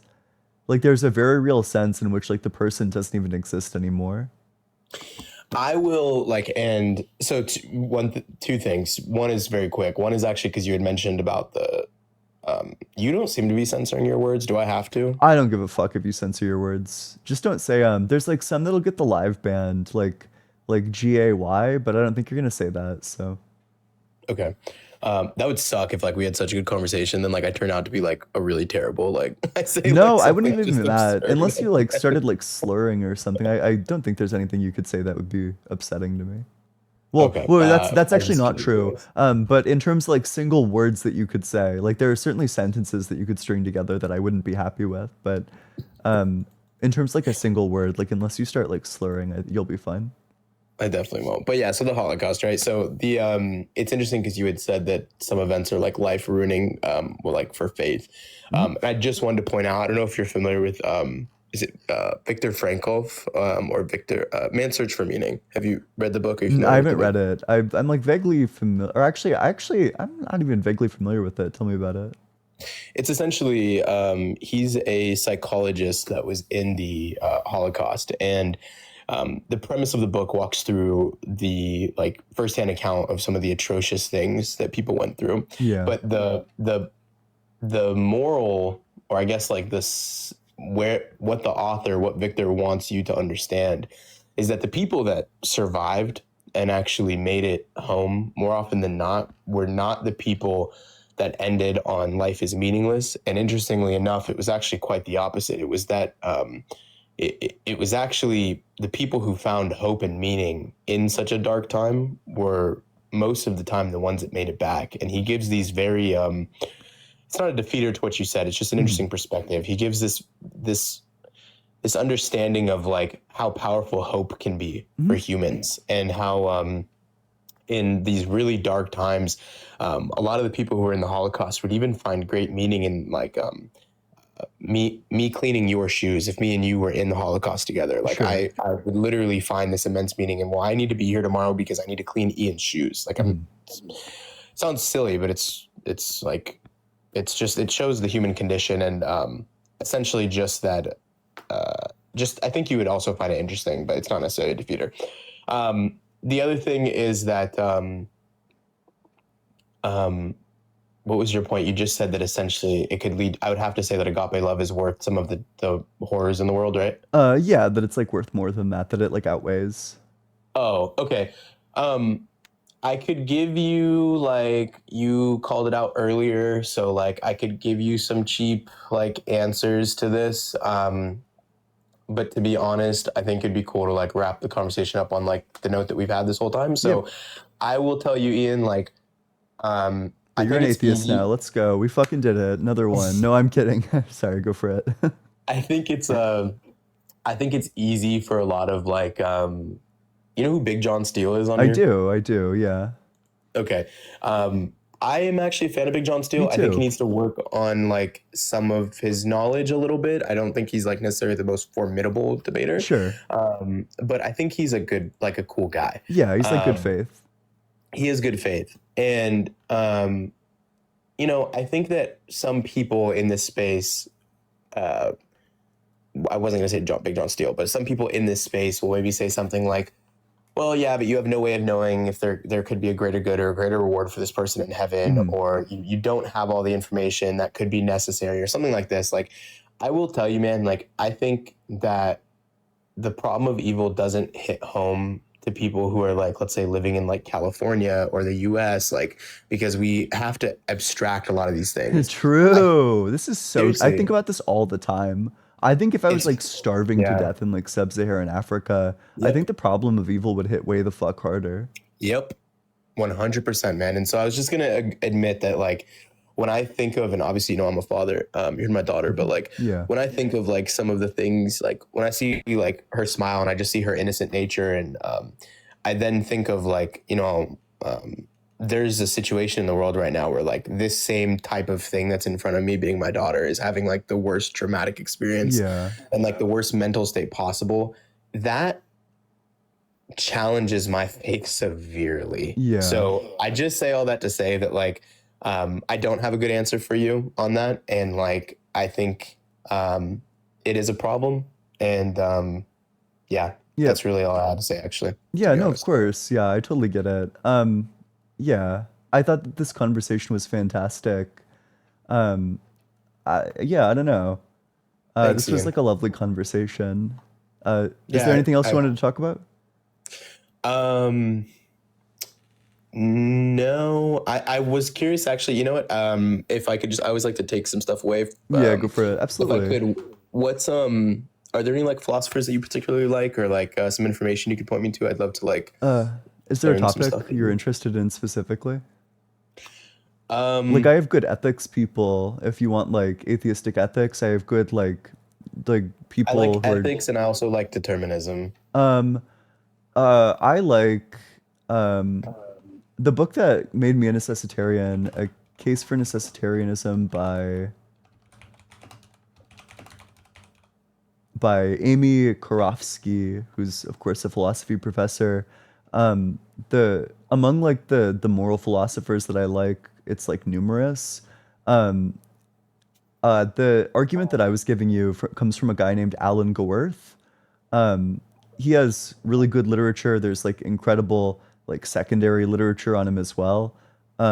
He has a book called if you want like a really low commitment Alan Gaworth reading session, you should pull up like iep.utm.edu. It's the Internet Encyclopedia of Philosophy, and you Hmm. can just pull up Alan Gaworth, and you can read all about him. If you want something even like less of a commitment, you can pull up the Wikipedia page and read like the section about like what his philosophy is all about. Yeah. If you want like virtue ethics stuff, I think probably the best introduction to virtue ethics is Rosalind Hursthouse on virtue or on virtue ethics. Um, Okay. I also really liked The Virtues of Happiness by um, Paul Bloomfield. Uh, and that was like a lot of names. But I think I'm probably going to I'm post this writing them down. conversation to YouTube so you can come back to it in the future if you want. Also, Oh, dude, I would love that. if you like general philosophers, Graham Oppy is probably the most formidable atheist philosopher. Yeah, you know what's funny, man, is so I'm familiar with Oppie. I actually listened to one of his videos because I got told that he actually counters the infinite regression problem, and I was almost sure you were gonna use that, and you didn't. So it was very refreshing. Yeah. But yeah, I'm familiar with Oppie. Oppie's really cool. I like a lot of his conversations, and William Lane Craig, not the most formidable for you. I know he's not like okay, but Bullet biting um, Bill. No, Bullet, that's terrible. Don't do that to that old man. He is no, elderly, dude. no. He's But fine. He's like he's aight. I think he's what's funny actually is I think he's such a showman. Like he's entertaining. I like how he talks and like Yeah. but I will go check those out. I also didn't realize I think you said you had a Discord, right? I'd love to hop in there Yeah, it's actually. Are there discord.gg/allegedly in. any theists though, or am I just gonna get like beat up by atheists in there? We try to limit like the dogpiling is my understanding. I try not to be involved with gosh, frankly, I don't want to ever be involved in like Discord drama. So I'm not involved in like the day-to-day moderation, but like I do read through like what's going on in the Discord. And my understanding is that they're trying to they try to downplay or not downplay. Downplay is the wrong word. Sorry, not downplay. Yeah. There's like efforts that are taken to such that like dogpiling doesn't happen in the Discord is my understanding. Cool. Yeah, I'll check out the Discord, man. And Yep. Ian, seriously, dude, I was like, I really enjoyed this conversation. I Yeah, thought it me was very too. intellectually stimulating, and I gotta say, man, if it means anything, I actually um, wasn't like the biggest fan of you before, but I would only see like little small snippets of you, and I think it just goes to show like you can't make these generalizations. Mhm. Yeah. But I also think you deal with like incredibly stupid people, and I probably see clips of you like just smacking them as they should be. So Yeah, no, and I don't know. I think that's fair enough. I definitely have like sides, you know. I have like a like there's certainly like a rhetorical shell that I'll put on when the guest is being like bad faith. for Like, of sure. course, you know, I'm gonna with somebody like you who's like extremely good faith and we've had like nothing but a good faith dialogue, I've had no problem like not being like closed off or like having to A negative Nancy. yeah, like I never needed to like insult you or do anything like that or anything of that sort. Like never even came close to it. But with some people who are like trying their hardest for like a gotcha moment, you know, I do need to be more reserved and I do need to be more like I'm like meaner to those people because like kind of like they deserve it, you know. They're trying to make me look foolish. Um So if that's the game they want to play, then so be it. But yeah, no, I appreciate that. This is like an incredible first impression. Can you drop a comment as well? I would definitely give you a follow. Yeah, man, I'm trying to. It's funny too, because I actually am I get on these conversations long enough, and my wife keeps telling me like, why don't I just do my own live? And so I might. So maybe you'll kind of see me popping. I just commented right now. But you know, what's funny, man. You're creating little spawns too, because I actually ran into someone who accredited you for. To be fair, I didn't think it was a great argument, but it was a very unique argument. They ran Cantor's theorem on me. Based? Is that he said it came from you, like an early on argument. I don't know if you remember yourself running that. Yeah, I do. I think the argument's unsuccessful. But it is like it's like a very Well, it just assumes that God has to like hold knowledge in like propositions or something, and like how else would you hold it? Wow. Oh, that's not why you don't think it's successful. Well, it seems I think it's easy to push back on it and say that like if I say the sky is blue, right, and the grass is green, and I have brown eyes, this seems like I can even just say like intuitively that this could be like uniquely human. Like that's how I understand and hold knowledge. I don't know how it would follow that like God would hold knowledge in this like prepositional like sense. Like he could have something that's like you could even say that like God knows himself, and therefore it just logically follows that since God is everything, that he would have this knowledge of everything. Okay. Like it's self-referential, sure, but that's funny. That's not why you think it. I for sure thought that's why it failed. No, I think there are more sophisticated reasons. Although that is an interesting response. So basically you'd say like, well, knowledge to God is like kind of like a different thing. You know what? Here, I'll my ego is gonna punch back at that sophistication thing. So now I'll go more advanced. Fine, Ian. I could even say. Sorry, let's say that was so something rude. like, I'm so sorry. I was No. I'm messing with you. But let's say I really can give a more. I gave him something to think about. I said I could even say something along the lines of like this is really wild, but essentially there's this thought that the grass and the sky are two different things to me and you. I could just reject that there are like true distinctions between things, and this is a Sure. category thing by humans. Yep, Yeah. sure. Yeah. That actually runs into like that's like the exact sort of thing that gets explained to me when I raise like problems that I have with like divine simplicity. But sure. I could imagine how one might like think that the reason why I stopped running it is because like the theists who are like deep into the literature will say that he doesn't have his knowledge isn't like a set, rather it's like a different mathematical object where the axioms that Cantor's theorem follows from like just don't exist. So Or they would tell you that Cantor himself like would reject that you're even using this to disprove God. oh no, I don't think that's a good critique. Really? I don't give a fuck what Cantor thinks. Like his theorem is true. Sure, I guess. Yeah. I mean, I guess. Yeah. Um, Yeah. but the critique that probably like the more sophisticated theists that I've encountered, like the ultra like high end, like they do nothing but read all day theists, what they'll say is that God doesn't have knowledge in sets. He has knowledge in what are called like proper classes. Proper It's classes. like a mathematical object that has like different properties. Oh, interesting. And then what? So, but then it would have to follow that there's not an infinite set of proper classes. There are still infinite, well, just like proper classes don't contain themselves. So, like the real problem that Cantor's theorem would target in this instance is like self-containing things. Okay. Yeah. Yeah. Was that a really old? Like, did you run that like a really long time ago? Like a really long time ago is relative. I've only been doing this for like less than 2 years. So yeah, I was Like at running the this kind of start? at the start of the year. And in fact, if I'm going to be honest with you, Cantor's theorem is like the type of thing that I would run exclusively against like people that are like ultra bad faith. Like Yeah. I don't know, this is like the type of shit that you run when you're trying to like knowledge gap someone. Well, it is. I'm like, my wife says I'm such a nerd when it comes to this philosophy stuff. But to be honest, when I first heard this, I was like, dude, like, this is the nerd of all nerds Yeah. argument, bro. Yeah, it's like some crazy shit. I don't know. It's like a nerdy argument, and the response that I think is the most successful is like a nerdy response. You know, Yeah. I don't know. It's like it's the type Just of thing you nerdy, run man. against like a Darth Dawkins disciple to like humiliate them because you think that they deserve it. I don't think that it's like a good thing to like genuinely like make people change their mind. No, not at all. No, not at all. Like it's the same thing with like pure act and act. Like if someone said they're like struggling with their faith, they're not like into philosophy, they'd be like, "What the fuck are you actually talking about? Sure, Pure act sure, and act." yeah.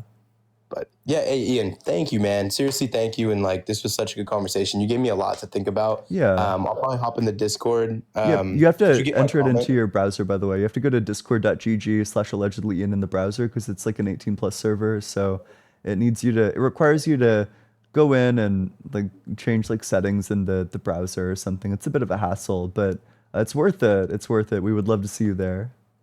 Cool, man. Did you get my comment? Yeah, I Did did. you I see sent my you a comment? follow. Cool. All Yep. right, Ian. Well, hey, man, have a good night. Thanks for the Yep. conversation. Yeah, absolutely. Thanks so much for coming on up.